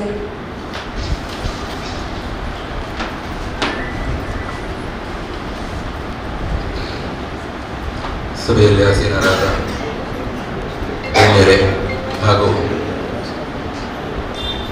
ಕರೆಗೆ ಹೋಗೊಟ್ಟು ಪ್ರೀತಿಯಿಂದ ಆಗಮಿಸಿದ ಎಲ್ಲ ಬಂಧುಗಳೇ, ಕರ್ನಾಟಕ ಮಾಧ್ಯಮ ಪತ್ರಕರ್ತರ ಸಂಘದ ಕಾರ್ಕಳದ ಪದಗ್ರಹಣ ಕಾರ್ಯಕ್ರಮದಲ್ಲಿ ನಾವೆಲ್ಲ ಜೊತೆಯಾಗಿದ್ದೇವೆ. ಗಣ್ಯರು ಶಾಸಕರೆಲ್ಲ ಹೇಳಿದರು, ಮಾಧ್ಯಮಗಳ ವ್ಯವಸ್ಥೆಗಳು ಯಾವ ರೀತಿಯಾಗಿರಬೇಕು, ಒಳ್ಳೆಯ ವಿಚಾರ ಇದೆಲ್ಲವನ್ನ ನಮಗೆ ಪ್ರತಿಯೊಂದು ಮನುಷ್ಯನಿಗೂ ಮುಟ್ಟುವ ರೀತಿಯಲ್ಲಿ ತಿಳಿಸಿ ಸಮಾಜವನ್ನ ತಿದ್ದುವಂತಹ ಕಾರ್ಯದಲ್ಲಿ ಮಾಧ್ಯಮಗಳು ತೊಡಗಿದಾಗ ಎಲ್ಲವೂ ಕೂಡ ವ್ಯವಸ್ಥೆ ಒಳ್ಳೆಯ ರೀತಿಯಾಗಿ ನಡೀಲಿಕ್ಕೆ ಸಾಧ್ಯ ಉಂಟು ಅಂತ. ಹಾಗಾಗಿ ಈ ಮಾಧ್ಯಮ ಪತ್ರಕರ್ತರ ಸಂಘ ಕಾರ್ಕಳ ಮತ್ತು ಹೆಬ್ರಿ ಘಟಕದ ಒಂದು ಇದಾಗಬೇಕು ಅಂತ ಹೇಳುವಾಗ ವಸಂತರು ಶುರುವಿಗೆ ಮಾತಾಡಿದ್ರು, ಹೇಗೆ ಕಚೇರಿಗೆ ಬಂದು ಈ ತರ ನಾವು ಒಂದು ಒಟ್ಟಾಗಬೇಕು, ಎಲ್ಲರೂ ಮಾಡಬೇಕು ಅನ್ನುವಂತ ಮಾತನ್ನು ಕೇಳಿದಾಗ ಶುರುವಿಗೆ ನಮ್ಗೆ ಏನು ಅರ್ಥ ಆಗ್ಲಿಲ್ಲ, ಅದು ಏನು ಎಂತದ್ದು ಅಂತ. ಇನ್ನೊಮ್ಮೆ ವಸಂತ ಕರೆಕ್ಟ್ ಸರಿಯಾಗಿ ಕೇಳಿ ಅದು ಈ ತರದ ವ್ಯವಸ್ಥೆ ಅಂತ ಹೇಳುವಾಗ ನಮಗೂ ಅನಿಸ್ತು. ಯಾಕೆಂತ ಹೇಳಿದ್ರೆ ಕಾರ್ಕಳದಲ್ಲಿ ಸಾಮಾನ್ಯವಾಗಿ ಎಲ್ಲಿಯೂ ಇಲ್ಲದಷ್ಟು ಮಾಧ್ಯಮಗಳು ನಾವಿದ್ದೇವೆ ಕಾರ್ಕಳದಲ್ಲಿ.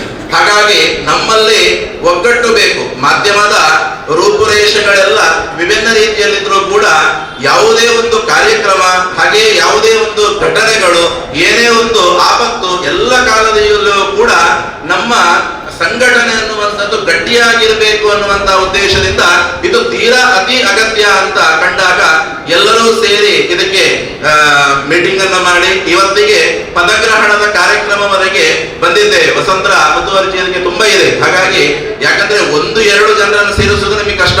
ಅಷ್ಟಿರುವಾಗ ಇಷ್ಟು ಮಾಧ್ಯಮದವರನ್ನ ಸೇರಿಸಿ ಇವತ್ತು ಇಂಥ ಒಂದು ಕಾರ್ಯಕ್ರಮ ಮಾಡಬೇಕು ಅಂತ ಹೇಳಿದ್ರೆ ಎಲ್ಲ ಮಾಧ್ಯಮದವರ ಸಹಕಾರದ ಒಟ್ಟಿಗೆ ಇದು ಯಶಸ್ವಿಯಾಗಿದೆ ಅಂತ ಹೇಳಿ. ಹಾಗಾಗಿ ಶಾಸಕರು ಹೇಳಿದಾಗೆ ಮುಂದಿನ ಮಹಾಮಸ್ತಕಾಭಿಷೇಕದ ಕಾರ್ಯಕ್ರಮ ಇದು ನಮ್ಮ ಮಾಧ್ಯಮದವರ ಮುಂದಿರುವ ದೊಡ್ಡ ಟಾಸ್ಕ್ ಇದು. ಹಾಗಾಗಿ ನಮ್ಮ ಊರಿನಲ್ಲಿ ಇಂತಹ ಒಂದು ಒಳ್ಳೆಯ ಕಾರ್ಯಕ್ರಮ ಆಗ್ತಾ ಇದೆ. ಅವಿರತವಾಗಿ ಇದನ್ನು ಶ್ರಮಿಸಿ ಇದರಲ್ಲಿ ಎಲ್ಲ ರೀತಿಯಲ್ಲೂ ದೇಶ ವಿದೇಶ ಪ್ರಪಂಚ ಕೂಡ ಕಾರ್ಕಳದ ಕಡೆಗೆ ತಿರುಗಿ ನೋಡುವಂತಹ ಒಂದು ವ್ಯವಸ್ಥೆ ಮಾಧ್ಯಮದ ಮುಖಾಂತರ ನಾವು ಮಾಡುವಲ್ಲಿ ಯಶಸ್ವಿ ಆಗೋಣ.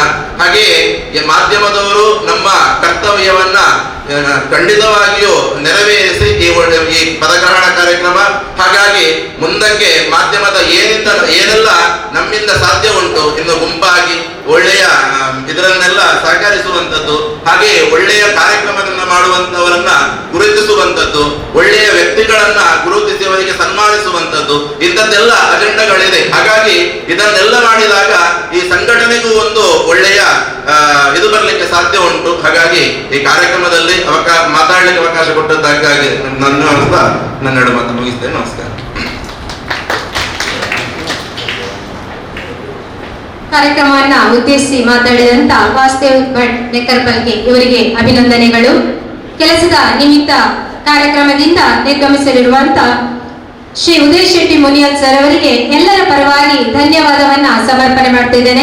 ಹಾಗೆಯೇ ಅಧ್ಯಕ್ಷರು ಅವರಿಗೆ ಗೌರವ ಸ್ಮರಣಿಕೆಯನ್ನ ನೀಡಿ ಗೌರವಿಸಬೇಕಾಗಿ ವಿನಂತಿಯನ್ನ ಮಾಡ್ತಿದ್ದಾರೆ. ಮುಂದಿನ ಅಂಗವಾಗಿ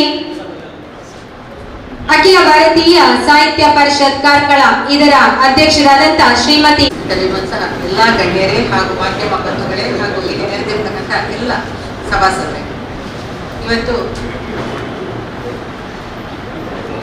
ಕಾರ್ಕಳ ಮತ್ತು ಹೆಬ್ರಿ ತಾಲೂಕಿನ ಮಾಧ್ಯಮ ಪತ್ರಕರ್ತರ ಸಂಘ ಇದರ ಉದ್ಘಾಟನೆಯಾಗಿದೆ.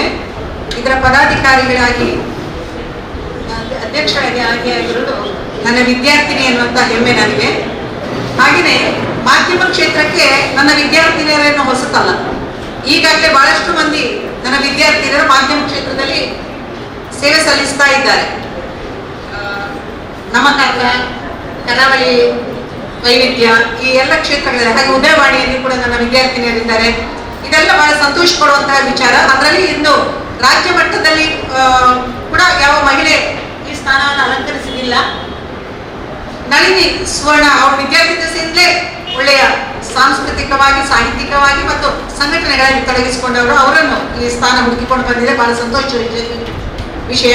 ಅವರಿಗೂ ಹಾಗೂ ಅವರ ಎಲ್ಲ ಸಂಘದ ಪದಾಧಿಕಾರಿಗಳಿಗೆ ಶುಭವಾಗಲಿ ಅಂತ ಹೇಳಿ ಹಾರೈಸ್ತೇನೆ. ನಾನು ವಿಜ್ಞಾನ ಮತ್ತು ತಂತ್ರಜ್ಞಾನ ಬಹಳ ವೇಗವಾಗಿ ಈಗ ಅಭಿವೃದ್ಧಿಯ ಪಥದಲ್ಲಿ ಸಾಗ್ತಾ ಇದೆ, ನಮ್ಗೆ ಗೊತ್ತಿದೆ. ನಾವು ಕೇಳಿಸಿಕೊಳ್ಳುವ ಕಾಲಘಟ್ಟದಿಂದ ಈಗ ನೋಡಿಸಿಕೊಳ್ಳುವ ಕಾಲಘಟ್ಟಕ್ಕೆ ಬಂದಿದ್ದೇವೆ. ಬಂದು 1.5 ವರ್ಷಗಳು ಆಯಿತು. ಈಗ ಈ ಕಾಲಘಟ್ಟದಲ್ಲಿ ನಾವು ಬಹಳಷ್ಟು ಬದಲಾವಣೆಗಳನ್ನು ಕಾಣ್ತಾ ಇದ್ದೇವೆ. ಮೊದಲು ನಿಮಗೆ ಪದ್ಯ ಕೇಳಿರ್ಬೋದು ನೀವು, ಮನೆಯ ಮೊದಲ ಪಾಠಶಾಲೆ, ಜನನಿ ತಾನೇ ಮೊದಲ ಗುರು ಅಂತ ಹೇಳಿದ್ರೆ ಮನೆಯಲ್ಲಿ ಮಕ್ಕಳಿಗೆ ಮೊದಲ ಪಾಠ ಪ್ರಾರಂಭ ಆಗ್ತಾ ಇತ್ತು. ಈಗ ಆ ಮನೆಯ ಪಡಸಾಲೆಯಿಂದ ಮಕ್ಕಳು ಮುಂದೆ ಶಾಲೆಯ ಪಾಠಶಾಲೆಗೆ ಹೋಗ್ಬೇಕು ಅಂತಾದ್ರೆ ಅಲ್ಲಿ ಇತ್ತು ಹೆಚ್ಚಾಗಿ ಅವರು ನೋಡುವಂಥದ್ದು ಅಥವಾ ಉಳಿದವರೆಲ್ಲರೂ ಓದುವಂಥದ್ದು ನೋಡುವುದೆಲ್ಲ ಯಾವುದು ಅಂತ ಹೇಳಿದ್ರೆ ಸರ್ವಾಂತರ್ಯಾಮಿಯಾದ ಗೂಗಲ್ ಗುರುವನ್ನು ಎಲ್ಲ ಮಕ್ಕಳ ಕೈಯಲ್ಲಿ ಕೇಳಿ ನೋಡಿ. ಏನೋ ನನಗೆ ಗೊತ್ತಿರಲಿಲ್ಲ, ನಾನು ಏನೋ ಒಂದು ವಿಷಯದ ಬಗ್ಗೆ ನಾನು ವಿಷಯ ಸಂಗ್ರಹಣೆ ಮಾಡಬೇಕಿತ್ತು. ಆಗ ಒಬ್ಬ ಸಣ್ಣ ವಿದ್ಯಾರ್ಥಿ ಒಬ್ಬ ಹೇಳಿದ, ಮೇಡಮ್ ಅದು ನೀವು ಚಾಟ್ ಜಿಪಿಟಿಯಲ್ಲಿ ನೋಡಿ ಸಿಗ್ತದೆ ಅಂತ. ನನಗೆ ಗೊತ್ತಿರಲಿಲ್ಲ ಅದೇನು ಅಂತ. ಹಾಗಾದ್ರೆ ವಿದ್ಯಾರ್ಥಿಗಳು ಕೂಡ ಈಗೇನಾಗಿದ್ದಾರೆ, ಎಲ್ಲ ವೈಜ್ಞಾನಿಕ ಕ್ಷೇತ್ರದ ಎಲ್ಲ ಶೈಕ್ಷಣಿಕ ಅಂಗವಾದ ಎಲ್ಲ ವಿಚಾರಗಳು ಅವರಿಗೆ ಗೊತ್ತಿದೆ.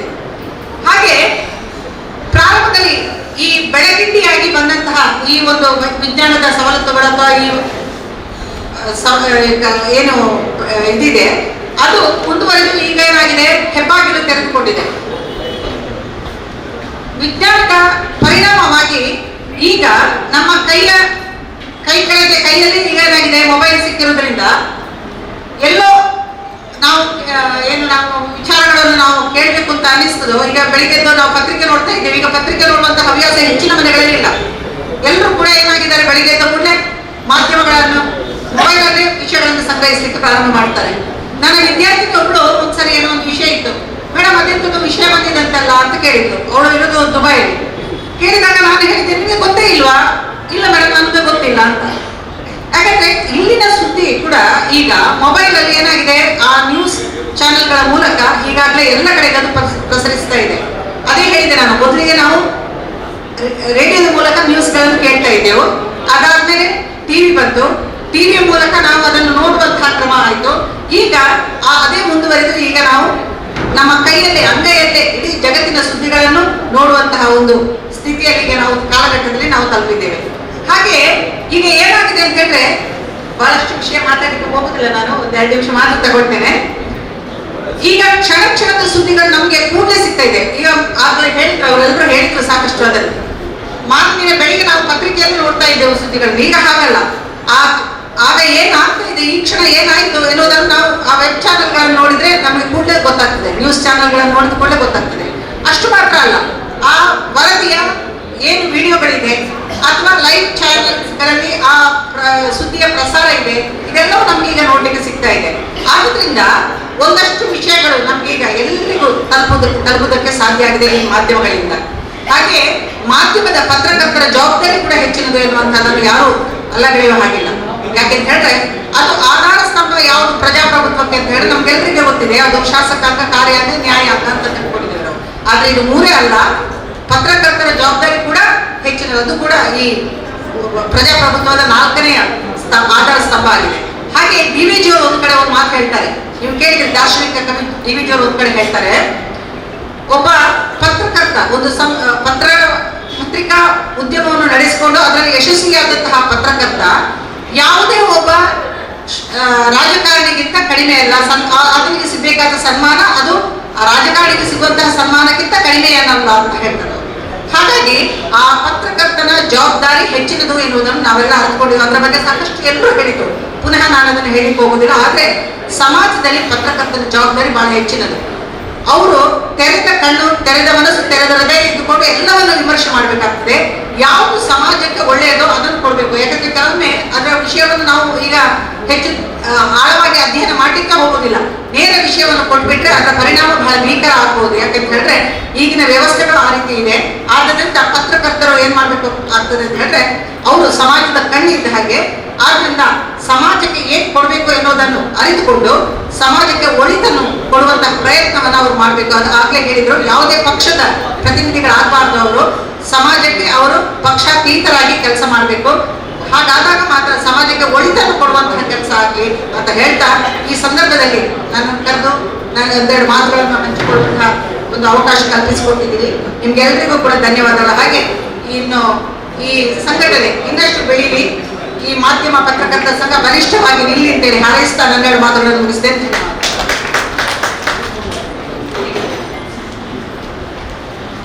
ಕಾರ್ಯಕ್ರಮವನ್ನ ಉದ್ದೇಶಿಸಿ ಎಲ್ಲರಿಗೂ ಶುಭ ಹಾರೈಸಿದಂತ ಶ್ರೀಮತಿ ಮಿತ್ರಪ್ರಭಾ ಹೆಗ್ಡೆ ಇವರಿಗೆ ಅಭಿನಂದನೆಗಳು.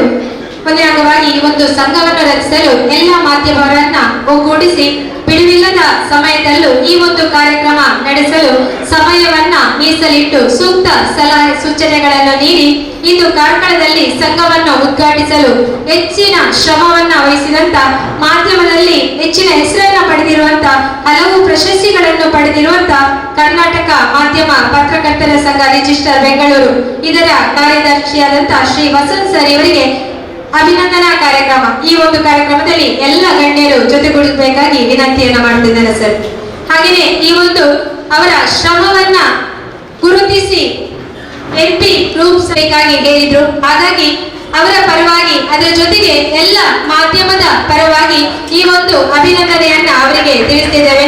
ಇವರ ಸಹಕಾರ ಹೆಚ್ಚು ಈ ಒಂದು ಸಂಘಕ್ಕೆ ಬೇಕು. ಹೆಚ್ಚಿನ ಮಾಹಿತಿ ಮಾರ್ಗದರ್ಶನ ಬೇಕು ಅಂತ ಹೇಳ್ತಾ ಈ ಒಂದು ಸಂದರ್ಭದಲ್ಲಿ ಅವರಿಗೆ ಶುಭವಾಗಲಿ, ಇನ್ನಷ್ಟು ಹೆಸರನ್ನ ಮಾಡುವಂತಾಗಲಿ ಎಂದು ತಿಳಿಸುತ್ತಾ ಅವರಿಗೆ ಅನಂತ ಅಭಿನಂದನೆಗಳು. ಹಾಗೆಯೇ ಈ ಒಂದು ಕಾರ್ಯಕ್ರಮದಲ್ಲಿ ಸತೀಶ್ ಶೆಟ್ಟಿ ಮುಟ್ಟಲ್ಪಾಡಿ, ಪದ್ಮಪ್ರಸಾದ್ ಜೈನ್, ಶಶಿಕಲಾ ಹೆಗ್ಡೆ, ಅವಿನಾಶ್ ಶೆಟ್ಟಿ, ರಾಮಚಂದ್ರ ನ್ಯೂಸ್ ಕಾರ್ಕಳ, ಅರ್ಚನಾ ನಮ್ಮಕಾಲ ಈ ಸಂಸ್ಥೆಯವರು ಉಪಸ್ಥಿತರಿದ್ದಾರೆ. ಇವರನ್ನು ಈ ಸಂದರ್ಭದಲ್ಲಿ ಗೌರವಿಸುತ್ತಿದ್ದಾರೆ. ಕಾರ್ಯಕ್ರಮಕ್ಕೆ ಸಕಲೇಶ್ಪುರ ತಾಲೂಕಾ ಪತ್ರಕರ್ತರು ಬಂದಿದ್ದಾರೆ, ಅವರೆಲ್ಲರೂ ಕೂಡ ಸ್ವಾಗತಿಸ್ತಾರೆ.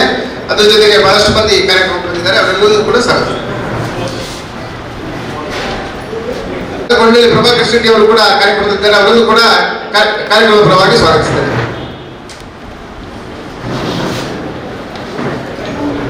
ಹಾಗೆಯೇ ಮುಂದಿನ ಅಂಗವಾಗಿ ಡಾಕ್ಟರ್ ರವೀಂದ್ರ ಶೆಟ್ಟಿ ಬಜಗೋಳಿ, ರಾಜ್ಯಾಧ್ಯಕ್ಷರು ಫೆಡರೇಷನ್ ಆಫ್ ಕ್ವಾರಿ ಮತ್ತು stone crusher owners association register Bengaluru, ಇವರು ಈ ಒಂದು ಕಾರ್ಯಕ್ರಮವನ್ನು ಉದ್ದೇಶಿಸಿ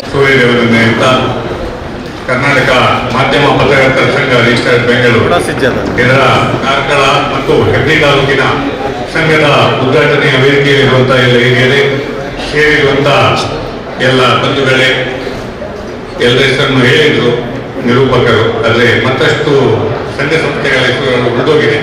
ನಮ್ಮ ಧರ್ಮಸ್ಥಳ ಗ್ರಾಮಾಭಿವೃದ್ಧಿ ಯೋಜನೆಯ ತಾಲೂಕು ಸಂಯೋಜಕರಾದಂಥ ಬಾಲೇಶ್ನವರು ನಮ್ಮೊಟ್ಟಿಗಿದ್ದಾರೆ. ಹಾಗೆ ಸೇರಿರುವಂತಹ ಎಲ್ಲ ಬಂಧುಗಳೇ, ನಮ್ಮ ಪ್ರಜಾಪ್ರಭುತ್ವ ವ್ಯವಸ್ಥೆಯಲ್ಲಿ ಶಾಸಕಾಂಗ, ಕಾರ್ಯಾಂಗ, ನ್ಯಾಯಾಂಗ ಹೇಗೆ ಈ ಒಂದು ಸಂವಿಧಾನ ವ್ಯವಸ್ಥೆಯಲ್ಲಿ ಸ್ವತಂತ್ರವಾಗಿ ಜೀವನ ನಡೆಸಲಿಕ್ಕೆ ಮಾದರಿಯಾಗಿದ್ದ 4ನೇ ಅಂಗವಾಗಿ ಈ ಪತ್ರಿಕಾ ರಂಗ ಕೂಡ ಮಾಧ್ಯಮ ರಂಗ ನಮಗೆ ಭಾರಿ ಅಗತ್ಯವಾಗಿರುವಂಥದ್ದು. ನಾವು ಎಲ್ಲ ಕಡೆ ಹೇಳ್ತಾ ಇದ್ವಿ, ಈ ಪತ್ರಿಕಾ ರಂಗ ಕೂಡ ಗಟ್ಟಿಯಾಗಬೇಕು ಅನ್ನುವಂಥ ಮಾತನ್ನು ನಾವೆಲ್ಲ ಕಡೆ ಧ್ವನಿಯಾಗಿ ಹೇಳ್ತಾ ಇದ್ವಿ. ಆದ್ರೆ ಪತ್ರಿಕರಂಗ ಸರಿಯಾಗಬೇಕಂದ್ರೆ ಯಾರು ಸರಿ ಮಾಡ್ಬೇಕಂದ್ರೆ ನಾವೇ ಸರಿ ಮಾಡ್ಬೇಕು. ನಾವು ಸರಿ ಮಾಡ್ಬೇಕಂದ್ರೆ ಅದಕ್ಕೆ ನಮಗೆ ಕಣ್ಣೆದುರಿಗೆ ನಮಗೆ ವಸಂತಿಗೆ ನಮಗೆ ಸಿಕ್ಕಿದ್ದು ನಮ್ಮ ರಾಜಶೇಖರ್ ಅವರು. ನಾವು ಹೀಗೆ ಮಾತಾಡುವಾಗ ರಾಜಶೇಖರ್ ಅವರ ಪರಿಚಯ ಆಯಿತು. ಒಬ್ಬ ಚಿಕ್ಕಮಗಳೂರು ಜಿಲ್ಲೆಯಲ್ಲಿ ಯಶಸ್ವಿಯಾಗಿ ಒಂದು ಸಂಘವನ್ನು ಮುನ್ನಡೆಸಿದವರು. ಒಂದಷ್ಟು ಕೋಟ್ಯಾಂತರ ರೂಪಾಯಿಯ ಒಂದು ಆಸ್ತಿಗಳಲ್ಲಿ ಮಾಡಿ ಈಗ ಬಾಡಿಗೆಯಲ್ಲಿ ಒಂದು ಸಂಘವನ್ನು ನಡೆಸುವಂತ ವ್ಯವಸ್ಥೆಯಲ್ಲಿ ಮಾಡಿದ್ದಾರೆ. ರಾಜ್ಯ ಮಟ್ಟದಲ್ಲಿ ಹೋರಾಟವನ್ನು ಕೊಟ್ಟವರು. ಇಂಥವರ ನೇತೃತ್ವದಲ್ಲಿ ಒಂದು ದಿಕ್ಕು ದೆಸೆಯನ್ನು ಕಾಣಿಸಬೇಕು ಅಂತ ಹೇಳಿ ನಾವು ತೀರ್ಮಾನ ಮಾಡಿ ಒಟ್ಟಾದಾಗ ನಮ್ಮೊಟ್ಟಿಗೆ ತುಂಬಾ ಹಿರಿಯರು ಒಟ್ಟಾದ್ರು. ಈಗ ನಮ್ಮ ಒಬ್ಬರು ನಿವೃತ್ತ ಮಿಲಿಟರಿ ಸೇನಾಧಿಕಾರಿಯಾದಂತ ಸಂಕಲೇಶ್ವರ ಕೃಷ್ಣಪ್ಪರವರು ಇಂಥ ತುಂಬಾ ಜನ ಹಿರಿಯರಲ್ಲಿ ಒಟ್ಟಾಗಿ ಈ ಒಂದು ಸಂಘವನ್ನು ಮಾಡಬೇಕು ಅಂತ ಹೇಳಿ ತೀರ್ಮಾನ ಮಾಡಿ ನಾವು ಮಾಡಿದಾಗ ಆ ನಂತರದ ದಿನಗಳಲ್ಲಿ ನಾವು ಎನಿಸಿದ್ದು ಒಂದು ಆಗಿದ್ದು ಒಂದು ಅಂತ ವಾತಾವರಣ ಇಡೀ ರಾಜ್ಯದಾದ್ಯಂತ ಆಯಿತು. ಇದು ಕಾರ್ಕಳ ತಾಲೂಕಿನಲ್ಲಿ ಮಾತ್ರ ಅಲ್ಲ, ಎಲ್ಲ ತಾಲೂಕುಗಳಲ್ಲಿ, ಅದು ಗುಡ್ಲುಪೇಟೆ ಇರ್ಬೋದು, ಮೈಸೂರು ಇರ್ಬೋದು, ಆ ಕಡೆಯಿಂದ ಬೆಳಗಾವಿ, ಎಲ್ಲ ಕಡೆ ಪ್ರತಿ ತಾಲೂಕಿನಲ್ಲಿ ಕೂಡ ಒಂದು ಉತ್ತಮ ಸ್ಪಂದನೆ ಸಿಕ್ಕಿ ಈಗ ಒಂದು 3-4 ತಿಂಗಳಲ್ಲಿ 2,000 ಚಿಲ್ಲರೆ ಸದಸ್ಯರನ್ನು 3,600 ಸದಸ್ಯರು ನೋಂದಣಿ ಆಗುವಂತ ಹಂತಕ್ಕೆ ಈ ಸಂಘ ಬೆಳೆದು ಬಂದಿದೆ. ಇದು ಬಹಳ ಹೆಮ್ಮೆಯ ವಿಚಾರ. ಯಾಕಂತ ಹೇಳಿದ್ರೆ ಸಮಾಜಕ್ಕೆ ನ್ಯಾಯ ಕೊಡಬೇಕು ಅನ್ನುವಂತ ದಿಕ್ಕಲ್ಲಿ ಅವರು ತನ್ನ ಪೂರ್ಣವಾದನ್ನಿಟ್ಟು ರಾಜಶೇಖರ್ ಅವರು ತೊಡಗಿಸಿಕೊಂಡಿದ್ದಾರೆ. ಅದರಲ್ಲಿ ನನ್ನನ್ನು ಒಂದು ಒತ್ತಾಯ ಮಾಡಿ ತೊಡಗಿಸಿಕೊಂಡಿದ್ದಾರೆ, ನಿರೀಕ್ಷೆ ಇಟ್ಟಿದ್ದಾರೆ. ನಾವು ಅದಕ್ಕೆ ಪೂರ್ಣ ಪ್ರಮಾಣದಲ್ಲಿ ಚಳವಳಿಯಾಗಿದ್ದೇವೆ. ಪತ್ರಿಕರ್ತರಿಗೆ ಕೂಡ ನ್ಯಾಯ ಕೊಡುವುದು ನಮ್ಮ ಧರ್ಮ. ಆದ್ರಿಂದ ನಾವು ಎಲ್ಲಿ ಯಾರು ಒಳ್ಳೆ ಕೆಲಸ ಮಾಡ್ತಾರೆ ಅವರೊಟ್ಟಿಗೆ ನಾನು ಇರ್ತೇನೆ. ನೀವು ನೋಡ್ತಾ ಇದ್ದೀನಿ, ಅದು ಕಾರ್ಕಳ ಟೈಗರ್ಸ್ ಇರ್ಬೋದು ಅಥವಾ ಬೇರೆ ಬೇರೆ ಧಾರ್ಮಿಕ ಕ್ಷೇತ್ರಗಳಲ್ಲಿ ಇರ್ಬೋದು, ಎಲ್ಲಿ ಯಾರು ಒಳ್ಳೆ ಕೆಲಸ ಮಾಡ್ತಾರೆ ಅಲ್ಲಿ ನಾನು ಜೋಡಿಸ್ಕೊಳ್ತಷ್ಟೇ. ನನ್ನಿಂದ ನಾವು ಒಳ್ಳೇದು ಮಾಡ್ಲಿಕ್ಕೆ ಆಗ್ತದೆ ಎಲ್ಲೋ ಗೊತ್ತಿಲ್ಲ, ಅದು ಒಳ್ಳೆ ಕೆಲಸ ಮಾಡುವವರೊಟ್ಟಿಗೆ ನಾನು ಇರ್ತೇನೆ. ಹಾಗೆಯೇ ಕನ್ನಡ ಮಾಧ್ಯಮ ಪತ್ರಕರ್ತರ ಸಂಘದಲ್ಲಿ ಕೂಡ ಈಗ ವಸಂತರುಕೋಟೆಯಲ್ಲಿ ಪೂರ್ಣಾವಧಿಯಲ್ಲಿ ರಾಜಶೇಖರ್ ಒಟ್ಟಿಗೆ ತೊಡಗಿಸಿಕೊಂಡು ಇಡೀ ರಾಜ್ಯದಾದ್ಯಂತ ಪ್ರವಾಸ ಮಾಡಿ ಅವರಿಗೆ ಒಂದು ಧೈರ್ಯ ತುಂಬಿದ್ದಾರೆ. ಹಾಗೆ ಈ ಸಂಗತಿಗೆ ಒಳ್ಳೆಯದಾಗಲಿ ಅಂತ ಆಶಿಸುತ್ತಾ ಮುಂದಿನ ಏಪ್ರಿಲ್ ತಿಂಗಳಲ್ಲಿ ಕಾರ್ಕಳದಲ್ಲಿ ಈ ಕನ್ನಡ ಮಾಧ್ಯಮ ಪತ್ರಕರ್ತರ ಸಂಘದ ಒಂದು ರಾಜ್ಯ ಸಮ್ಮೇಳನ, ಪ್ರಥಮ ರಾಜ್ಯ ಸಮ್ಮೇಳನ ಕಾರ್ಕಳದಲ್ಲಿ ಮಾಡಬೇಕು ಅಂತ ಹೇಳಿ ಈಗಾಗಲೇ ತೀರ್ಮಾನ ಮಾಡಿದ್ದೇವೆ. ಅದಕ್ಕೆ ಎಲ್ಲರೂ ಸಹಕಾರ ಬೇಕು. ಈಗಾಗಲೇ ನಮ್ಮ ಕಾರ್ಕಳ ಟೈಗರ್ಸ್ನ ಪ್ರಸಾದ್ ಕಾಮತ್ ಅವರು ಹಾಗೆ ಈಗಾಗಲೇ ಬೆಂಬಲ ಸೂಚಿಸಿ ತನ್ನಿಂದ ಏನಾಗಬೇಕು ಅದನ್ನು ಕಾರ್ಕಳದಲ್ಲಿ ಮಾಡುವುದಕ್ಕೆ ತನ್ನ ಪೂರ್ಣ ಪ್ರಮಾಣದ ಸಹಕಾರ ಉಂಟು ಅಂತ ಹೇಳಿ ಈಗಾಗಲೇ ಘೋಷಿಸಿದ್ದಾರೆ. ತಾಲೂಕಿನ ಎಲ್ಲ ಸಂಘ ಸಂಸ್ಥೆಗಳ ಸಹಕಾರವನ್ನು ನಾವು ಕೊಡ್ತೇವೆ, ಎಲ್ಲ ರಾಜಕೀಯ ಪಕ್ಷಗಳ ಸಹಕಾರವನ್ನು ಕೊಡ್ತೇವೆ. ಇಲ್ಲಿ ರಾಜಕೀಯ ರಹಿತವಾಗಿ ಒಂದು ಮಾಧ್ಯಮದಲ್ಲಿ ಮಾಧ್ಯಮ ಕ್ಷೇತ್ರವನ್ನು ಯಾವ ರೀತಿಯಲ್ಲಿ ನಾವು ತಯಾರು ಮಾಡಬೇಕು ಅನ್ನುವಂಥದ್ದನ್ನು ಕಾರ್ಕಳದ ಒಂದು ಮಾದರಿಯಾಗಿಟ್ಟುಕೊಂಡು ನಾವು ಮಾಡುವಂತ ಹೇಳಿ ಹೇಳ್ತೇನೆ. ನಿಮಗೆ ಉದಾಹರಣೆಯಾಗಿ ಅದಕ್ಕೆ ಈಗಾಗಲೇ ನಮ್ಮ ತಾಲೂಕಿನ ಅಧ್ಯಕ್ಷರ ಆಯ್ಕೆ, ಅದು ನಳಿನಿ ಅವರು ಆಯ್ಕೆ ಮಾಡ್ತೇವೆ ಅಂತ ನನಗೆ ವಸಂತ ಹೇಳಿಕೊಳ್ಳಿ ಹೇಳಿದೆ. ಉತ್ತಮ ಆಯ್ಕೆಯನ್ನು ಮಾಡಿದ್ದೀರಿ. ಒಂದು ನಾನ್ ಕಾಂಟ್ರವರ್ಸಿ, ಎಲ್ಲರನ್ನು ಒಟ್ಟಿಗೆ ಕೊಂಡೋಗುವಂತ ಒಂದು ಧೀರ ಮಹಿಳೆ ಅವಳು. ನಾನು ಅವಳನ್ನು ಪ್ರತಿಭೆಯನ್ನು ನಾನು ನೋಡ್ತಾ ಇದ್ದೇನೆ. ಅವಳು ಊರಿನಲ್ಲಿ ಅವರ ಚಟುವಟಿಕೆ, ಮಾಧ್ಯಮ ಕ್ಷೇತ್ರದಲ್ಲಿ ಅವರ ಚಟುವಟಿಕೆ ಎಲ್ಲವನ್ನು ಗಮನಿಸಿದ್ದೇನೆ. ಅದರಿಂದ ಇಂಥ ಒಬ್ಬ ಉತ್ತಮ ನಾಯಕಿಯನ್ನು ರಾಜ್ಯದಲ್ಲಿ ಪ್ರಥಮವಾಗಿ ತಾಲೂಕಿನ ಅಧ್ಯಕ್ಷರಾಗಿ ಒಬ್ಬರು ಮಾತೆಯಾಗಿ ಆಯ್ಕೆಯಾಗಿದ್ದು ಅದು ಕಾರ್ಕಳ ತಾಲೂಕಿನಿಂದ ನಳಿನಿ ಸುವರ್ಣರವರು. ಅದರಿಂದ ನಮಗೆ ಹೆಮ್ಮೆ ಆಗ್ತದೆ. ನಾಳ್ದು ನಡೆಯುವಂತ ಈ ರಾಜ್ಯ ಮಟ್ಟದ ಸಮ್ಮೇಳನ ಕೂಡ ಕಾರ್ಕಳದಲ್ಲಿ ಯಶಸ್ವಿಯಾಗಿ ಆಗ್ತದೆ ಅನ್ನೋದಕ್ಕೆ ಇದು ಮುನ್ಸೂಚನೆ ಅಂತೇಳಿ ನಾನು ಭಾವಿಸ್ತೇನೆ. ಎಲ್ಲರೂ ನಾವು ಒಟ್ಟಾಗಿ ನಮ್ಮ ಉತ್ತಮ ಜೀವನವನ್ನು, ಉತ್ತಮ ಸಮಾಜವನ್ನು ಮುಂದಿನ ಸಮಾಜಕ್ಕೆ ಉಳಿಸಿಕೊಂಡು ಹೋಗುವುದು ನಮ್ಮೆಲ್ಲರ ಆದ್ಯ ಕರ್ತವ್ಯವಾಗಿತ್ತು. ಈಗ ಉಳಿಸಿಕೊಂಡು ಹೋಗ್ಬೇಕಾದ್ರೆ ನಾವು ಎಲ್ಲ ಸ್ತರಗಳಲ್ಲಿ ಈ ವ್ಯವಸ್ಥೆಯನ್ನು ಗಟ್ಟಿಗೊಳಿಸಬೇಕು. ನಮ್ಮ ಹಿರಿಯರಿಗೆ ಸ್ವಾತಂತ್ರ್ಯ ಹೋರಾಟ ಮಾಡಿ ಸ್ವಾತಂತ್ರ್ಯವನ್ನು ಕೊಟ್ಟು ನಾವೀಗ ಸ್ವತಂತ್ರವಾಗಿ ಬರ್ತಾ ಇದ್ದೇವ. ಮುಂದಿನ ಸಮಾಜಕ್ಕೆ ಉತ್ತಮ ಸಮಾಜವನ್ನು ರೂಪಿಸುವುದು ಕೂಡ ನಮ್ಮ ಕರ್ತವ್ಯ ಉಂಟು. ಆದ್ರಿಂದ ಈ ಮಾಧ್ಯಮ ರಂಗಕ್ಕೆ ನಾವೆಲ್ಲರೂ ಸೇರಿ ಉತ್ತಮ ಸಹಕಾರವನ್ನು ಕೊಡುವ. ಮುಂದಿನ ದಿನಗಳಲ್ಲಿ ಕಾರ್ಕಳ ತಾಲೂಕು ಮಾತ್ರವಲ್ಲ, ಇಡೀ ಕರ್ನಾಟಕ ರಾಜ್ಯ ಒಂದು ದೇಶಕ್ಕೆ ಮಾದರಿಯಾಗಿ ಬೆಳಗಲಿಕ್ಕೆ ರಾಜಶೇಖರ್ ಅವರ ನಾಯಕತ್ವದಲ್ಲಿ ರೂಪುಗೊಳ್ಳಿ ಅಂತೇಳಿ ಆಶಿಸಿ ನನಗೆ ಅವಕಾಶ ಕೊಟ್ಟ ನಿಮ್ಗೆಲ್ಲರಿಗೂ ವಂದಿಸಿ ನನ್ನ ಮಾತನ್ನು ಮುಗಿಸ್ತೇನೆ. ಕಾರ್ಯಕ್ರಮಕ್ಕೆ ಆಗಮಿಸಿ ಬಂದಂತ ಪದಾಧಿಕಾರಿಗಳನ್ನ ಹಾಗೆಯೇ ಅತಿಥಿಗಳನ್ನ ಹಾಗೆಯೇ ಎಲ್ಲ ಪದಾಧಿಕಾರಿಗಳನ್ನ ಗೌರವಿಸಿದಂತ ಶುಭ ಹಾರೈಸಿದಂತ ರವೀಂದ್ರ ಶೆಟ್ಟಿ ಬಜಗೋಳಿ ಇವರಿಗೆ ಅಭಿನಂದನೆಗಳು ಸರ್. ಹಾಗೆಯೇ ಈ ಒಂದು ಕಾರ್ಯಕ್ರಮಕ್ಕೆ ಉಪಹಾರ ವ್ಯವಸ್ಥೆಯನ್ನ ಮಾಡಿದಂತ ಪದ್ಮಪ್ರಸಾದ್ ಜೈನ್ ಇವರು ವೇದಿಕೆಗೆ ಬರಬೇಕು ಸರ್. ನಮ್ಮ ಒಂದು ಚಿಕ್ಕದಾದ ಗೌರವಾರ್ಪಣೆಯನ್ನ ಪಡ್ಕೊಳ್ಬೇಕಾಗಿ ವಿನಂತಿಯನ್ನ ಮಾಡ್ತಾ ಇದ್ದೇನೆ. ಈ ಸಂದರ್ಭದಲ್ಲಿ ಅವರಿಗೆ ಹೃತ್ಪೂರ್ವಕ ಅಭಿನಂದನೆಯನ್ನ ತಿಳಿಸ್ತಿದ್ದೇನೆ. ಹಾಗೆಯೇ ತುಂಬ ಹೃದಯದಿಂದ ಧನ್ಯವಾದವನ್ನು ಕೂಡ ಸಮರ್ಪಣೆಯನ್ನ ಮಾಡ್ತಿದ್ದೇನೆ.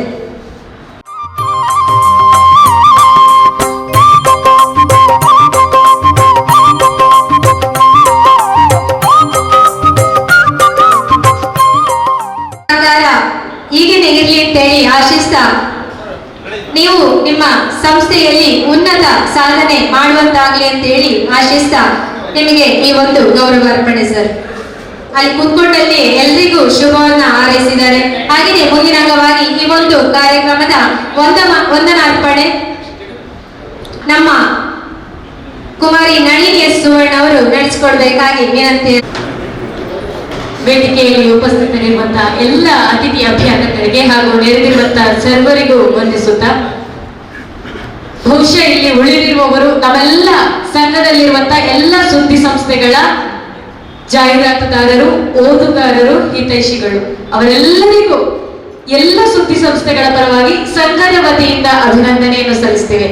ಯಾಕಂದ್ರೆ ನಿಮ್ಮಿಂದ ನಾವೆಲ್ಲ ಸೇರಿ ಸಂಘ ರೂಪುಗೊಂಡಿದೆ ಅಂತ ನಮ್ಗೆ ಖುಷಿ ಇದೆ.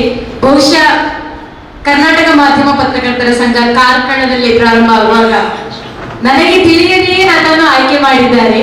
ಆಮೇಲೆ ನೀವು ಆಗ್ಬೇಕಂತ ಹೇಳಿದ್ದೀರಿ. ಬಹುಶಃ ನಾನೇ ಯಾಕೆ ಅನ್ನುವಂಥದ್ದು ಗೊತ್ತಿಲ್ಲ ನನಗೆ, ಆದ್ರೆ ಸಂಘ ಯಾಕೆ ಅನ್ನುವಂಥ ಪ್ರಶ್ನೆಗೆ ಉತ್ತರ ನಮ್ಮಲ್ಲಿದೆ.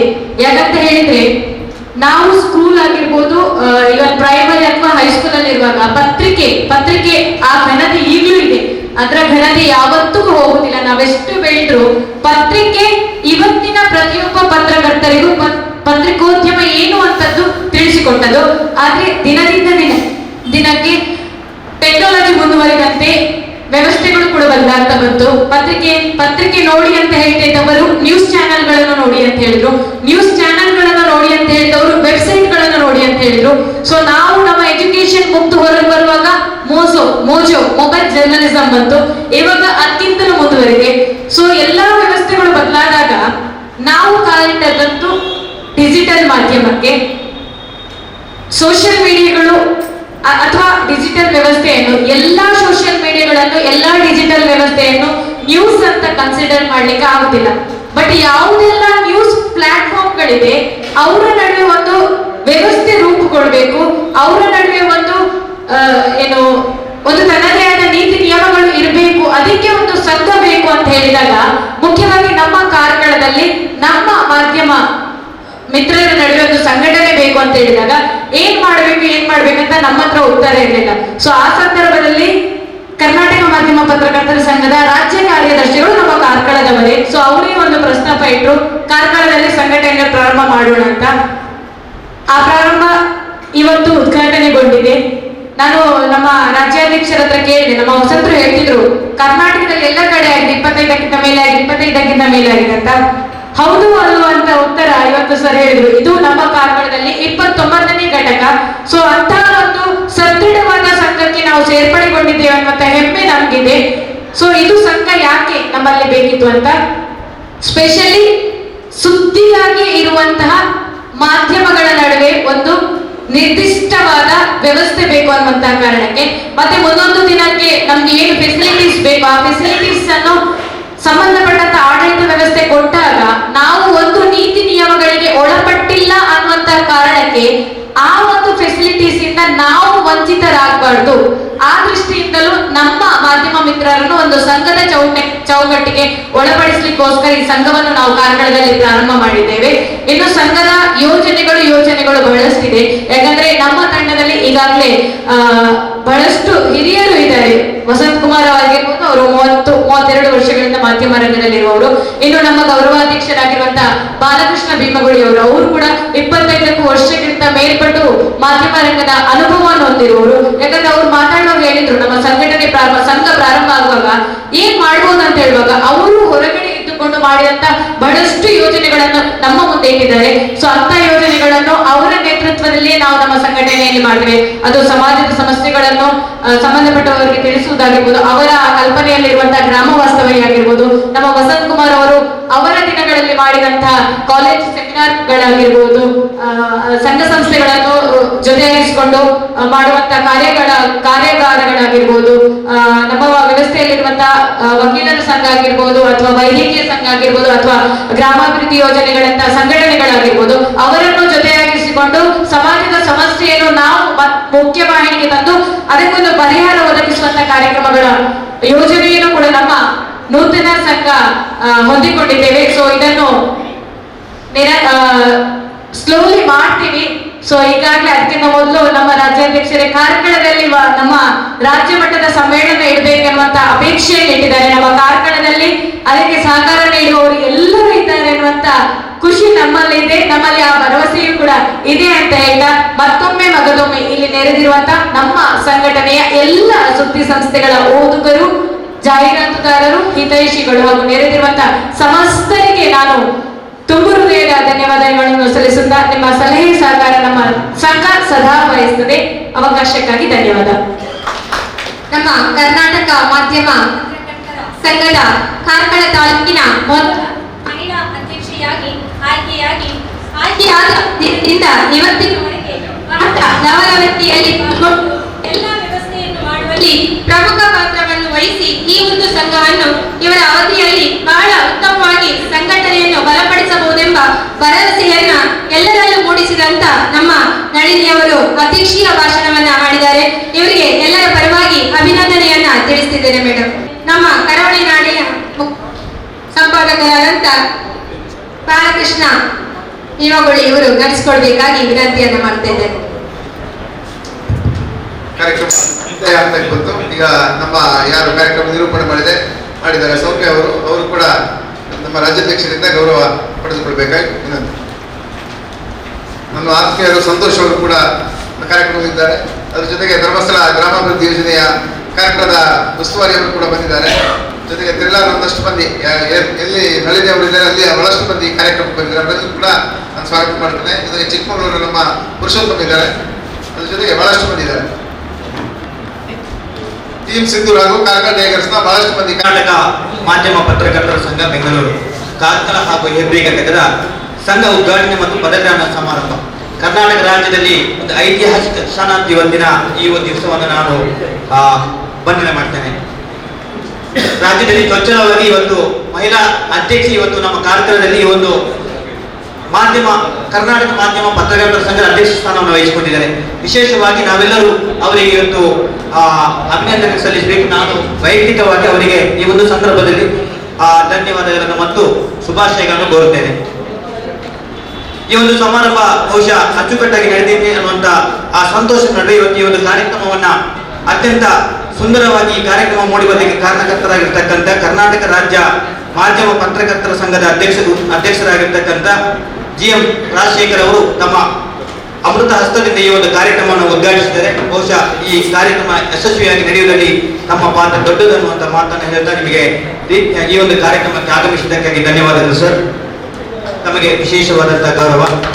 ಅದೇ ರೀತಿ ಇವತ್ತಿನ ಈ ಒಂದು ಸಮಾರಂಭವನ್ನ ಅಚ್ಚುಕಟ್ಟಾಗಿ ನಿರ್ವಹಿಸಿರ್ತಕ್ಕಂಥ ಕರ್ನಾಟಕ ಮಾಧ್ಯಮ ಪತ್ರಕರ್ತರ ಸಂಘದ ಕಾರ್ಕಳ ಘಟಕದ ಅಧ್ಯಕ್ಷೆ ಕುಮಾರಿ ನಳಿನಿ ಸುವರ್ಣ ಇವರಿಗೆ ತಮ್ಮೆಲ್ಲರ ಪರವಾಗಿ ಪ್ರೀತಿಪೂರ್ವಕ ಧನ್ಯವಾದಗಳು. ಹಾಗೆಯೇ ಈ ಒಂದು ಸಮಾರಂಭದಲ್ಲಿ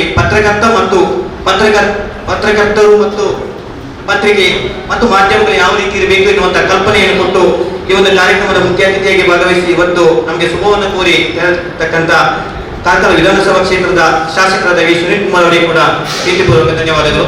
ಹಾಗೆಯೇ ಈ ಒಂದು ಸಮಾರಂಭದಲ್ಲಿ ನಮ್ಮ ಜೊತೆ ಇದ್ದು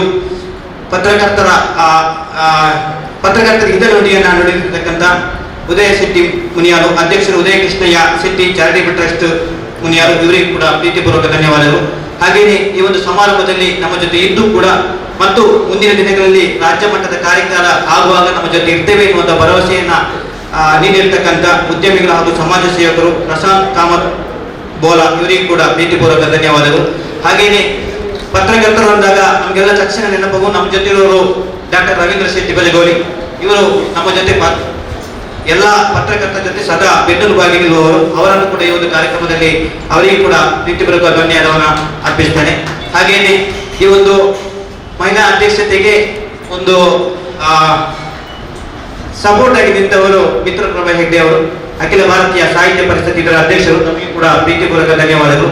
ಹಾಗೆಯೇ ಈ ಒಂದು ಸಮಾರಂಭದಲ್ಲಿ ವಿಶೇಷವಾಗಿ ನಮ್ಮ ಜೊತೆ ವೇದಿಕೆಯಲ್ಲಿ ಉಪಸ್ಥಿತರಿರ್ತಕ್ಕಂಥವರು ಕರ್ನಾಟಕ ಮಾಧ್ಯಮ ಪತ್ರಕರ್ತರ ಸಂಘದ ಉಪಾಧ್ಯಕ್ಷರಾಗಿರ್ತಕ್ಕಂಥ ಕೃಷ್ಣಪ್ಪ ಅವರು, ತಮ್ಮನ್ನು ಕೂಡ ಪ್ರೀತಿಪೂರ್ವಕವಾಗಿ ತಮಗೆ ಧನ್ಯವಾದವನ್ನು ಅರ್ಪಿಸ್ತೇನೆ. ಹಾಗೆಯೇ ಈ ಒಂದು ಕಾರ್ಯಕ್ರಮ ಇವತ್ತು ಕಾಲ್ತದಂತ ಪುಟ್ಟ ತಾಲೂಕಿನಲ್ಲಿ ಅತ್ಯಂತ ವೈಭವದಿಂದ ನಡೀಬೇಕಂದ್ರೆ ಅದಕ್ಕೆ ಕಾರಣಕರ್ತರು ಕರ್ನಾಟಕ ಮಾಧ್ಯಮ ಪತ್ರಕರ್ತರ ಸಂಘದ ರಾಜ್ಯ ಕಾರ್ಯದರ್ಶಿ ಆಗಿರ್ತಕ್ಕಂಥ ಹಾಗೂ ಸ್ಥಳೀಯರಾಗಿರ್ತಕ್ಕಂಥ ವಸಂತಕುಮಾರ್ ಅವರು, ತಮಗೆ ಕೂಡ ವಿಶೇಷವಾಗಿ ಪ್ರೀತಿಪೂರ್ವಕ ಧನ್ಯವಾದಗಳು. ಹಾಗೆಯೇ ಈ ಒಂದು ಕಾರ್ಯಕ್ರಮದಲ್ಲಿ ನಮ್ಮ ಜೊತೆ ಇರ್ತಕ್ಕಂಥವರು ಕರ್ನಾಟಕ ಮಾಧ್ಯಮ ಪತ್ರಕರ್ತರ ಸಂಘದ ಉಡುಪಿ ಜಿಲ್ಲಾ ಅಧ್ಯಕ್ಷರಾಗಿರ್ತಕ್ಕಂಥ ML ಕೊಟ್ಟಾರಿ ಅವರು, ತಮಗೆ ಕೂಡ ಪ್ರೀತಿಪೂರ್ವಕ ಧನ್ಯವಾದಗಳು. ಹಾಗೆಯೇ ವೇದಿಕೆಯಲ್ಲಿ ನಮ್ಮ ಈ ಸಂಘದ ಗೌರವಾಧ್ಯಕ್ಷರಾಗಿರ್ತಕ್ಕಂಥ ವಾಸುದೇವ ಭಟ್ ಚಕ್ರಬರ್ತಿ ಅವರು ಕೂಡ ವೇದಿಕೆಯಲ್ಲಿ ಇದ್ದಾರೆ, ತಮಗೆ ಕೂಡ ಪ್ರೀತಿಪೂರ್ವಕ ಧನ್ಯವಾದಗಳು. ಹಾಗೆಯೇ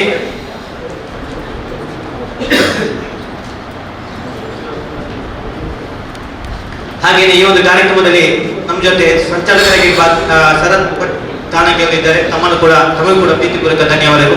ಹಾಗೆ ಈ ಒಂದು ಕಾರ್ಯಕ್ರಮಕ್ಕೆ ವಿಶೇಷವಾಗಿ ಬಹಳಷ್ಟು ಹೊತ್ತು ನಮ್ಮ ಜೊತೆ ಇದ್ದು ಈ ಒಂದು ಕಾರ್ಯಕ್ರಮವನ್ನು ಚಂದಗಾಣಿಸಿಕೊಳ್ಳುವಲ್ಲಿ ಎಲ್ಲ ಓದುಗರು ಮತ್ತು ನೋಡುಗರು ಎಲ್ಲರೂ ಕೂಡ ನಮ್ಮ ಜೊತೆ ಸೇರಿಕೊಂಡಿದ್ದಾರೆ, ನಮಗೆ ವಿಶೇಷವಾದಂತಹ ಧನ್ಯವಾದಗಳು. ಹಾಗೆ ಈ ಒಂದು ಕಾರ್ಯಕ್ರಮಕ್ಕೆ ನಮಗೆ ಬೇರೆ ಬೇರೆ ರೀತಿಯ ನೆರವನ್ನು ಕೊಟ್ಟಿದ್ದಾರೆ. ಟಿಫಿನ್ ವ್ಯವಸ್ಥೆ ಇರ್ಬೋದು, ಆರ್ಥಿಕವಾಗಿ ಕೂಡ ನೆರವನ್ನು ಕೊಟ್ಟಿರ್ತಕ್ಕಂಥ ಎಲ್ಲ ನಮ್ಮ ಹಿತೈಷಿ ಬಂಧುಗಳಿಗೆ ಕೂಡ ಪ್ರೀತಿಪೂರ್ವಕ ಧನ್ಯವಾದಗಳು. ಹಾಗೆ ಈ ಒಂದು ಕಾರ್ಯಕ್ರಮಕ್ಕೆ ನಮಗೆ ಇಲ್ಲಿ ಈ ಕಾರ್ಯಕ್ರಮ ನಡೆಸಲಿಕ್ಕೆ ಅವಕಾಶವನ್ನು ಮಾಡಿಕೊಟ್ಟಂತ ಈ ಹೋಟೆಲ್ನ ಮಾಲೀಕರಿಗೂ ಮತ್ತು ಎಲ್ಲ ಸಿಬ್ಬಂದಿ ವರ್ಗದವರಿಗೂ ಕೂಡ ವಿಶೇಷವಾದಂತಹ ಧನ್ಯವಾದಗಳು. ಹಾಗೆಯೇ ಈ ಸಮಾರಂಭದಲ್ಲಿ ಇವತ್ತು ನಾವೇನು 4 ಗೋಡೆಗಳ ಮಧ್ಯೆ ಮಾತಾಡಿದ್ದೇವೆ, ನಾಳೆ ಅದನ್ನು ಹೊರಗಿನ ಜಗತ್ತಿಗೆ ತೋರಿಸ್ತಕ್ಕಂಥ ಕ್ಯಾಮರಾಮ್ಯಾನ್ಗಳು ಮತ್ತು ನಮ್ಮದೇ ಆದಂತಹ ಪತ್ರಕರ್ತ ಬಳಗದವರಿದ್ದಾರೆ, ತಮಗೆ ಕೂಡ ಪ್ರೀತಿಪೂರ್ವಕ ಧನ್ಯವಾದಗಳು. ಈ ಒಂದು ಕಾರ್ಯಕ್ರಮದ ಯಶಸ್ವಿನಿಂದ ಯಾರೆಲ್ಲ ನಮ್ಮ ಜೊತೆ ಪ್ರತ್ಯಕ್ಷ ಹಾಗೂ ಪರೋಕ್ಷವಾಗಿ ನೆರವನ್ನು ಕೊಟ್ಟಿದ್ದಾರೆ ಎಲ್ಲರಿಗೂ ಕೂಡ ಪ್ರೀತಿಪೂರ್ವಕವಾದಂತಹ ಧನ್ಯವಾದವನ್ನು ಅರ್ಪಿಸುತ್ತಾ ಜೈ ಹಿಂದ್, ಜೈ ಕರ್ನಾಟಕ. ಮಾಡಿದಂತ ಶ್ರೀ ಬಾಲಕೃಷ್ಣ ಭೀಮಗುಡಿ ಇವರಿಗೂ ಕೂಡ ಧನ್ಯವಾದಗಳು. ಇವರಿಗೂ ಕೂಡ ಗೌರವ ಸ್ಮರಣಿಕೆಯನ್ನ ನೀಡಿ ಅಭಿನಂದಿಸಬೇಕಾಗಿ ಕೇಳಿಕೊಳ್ತೇನೆ.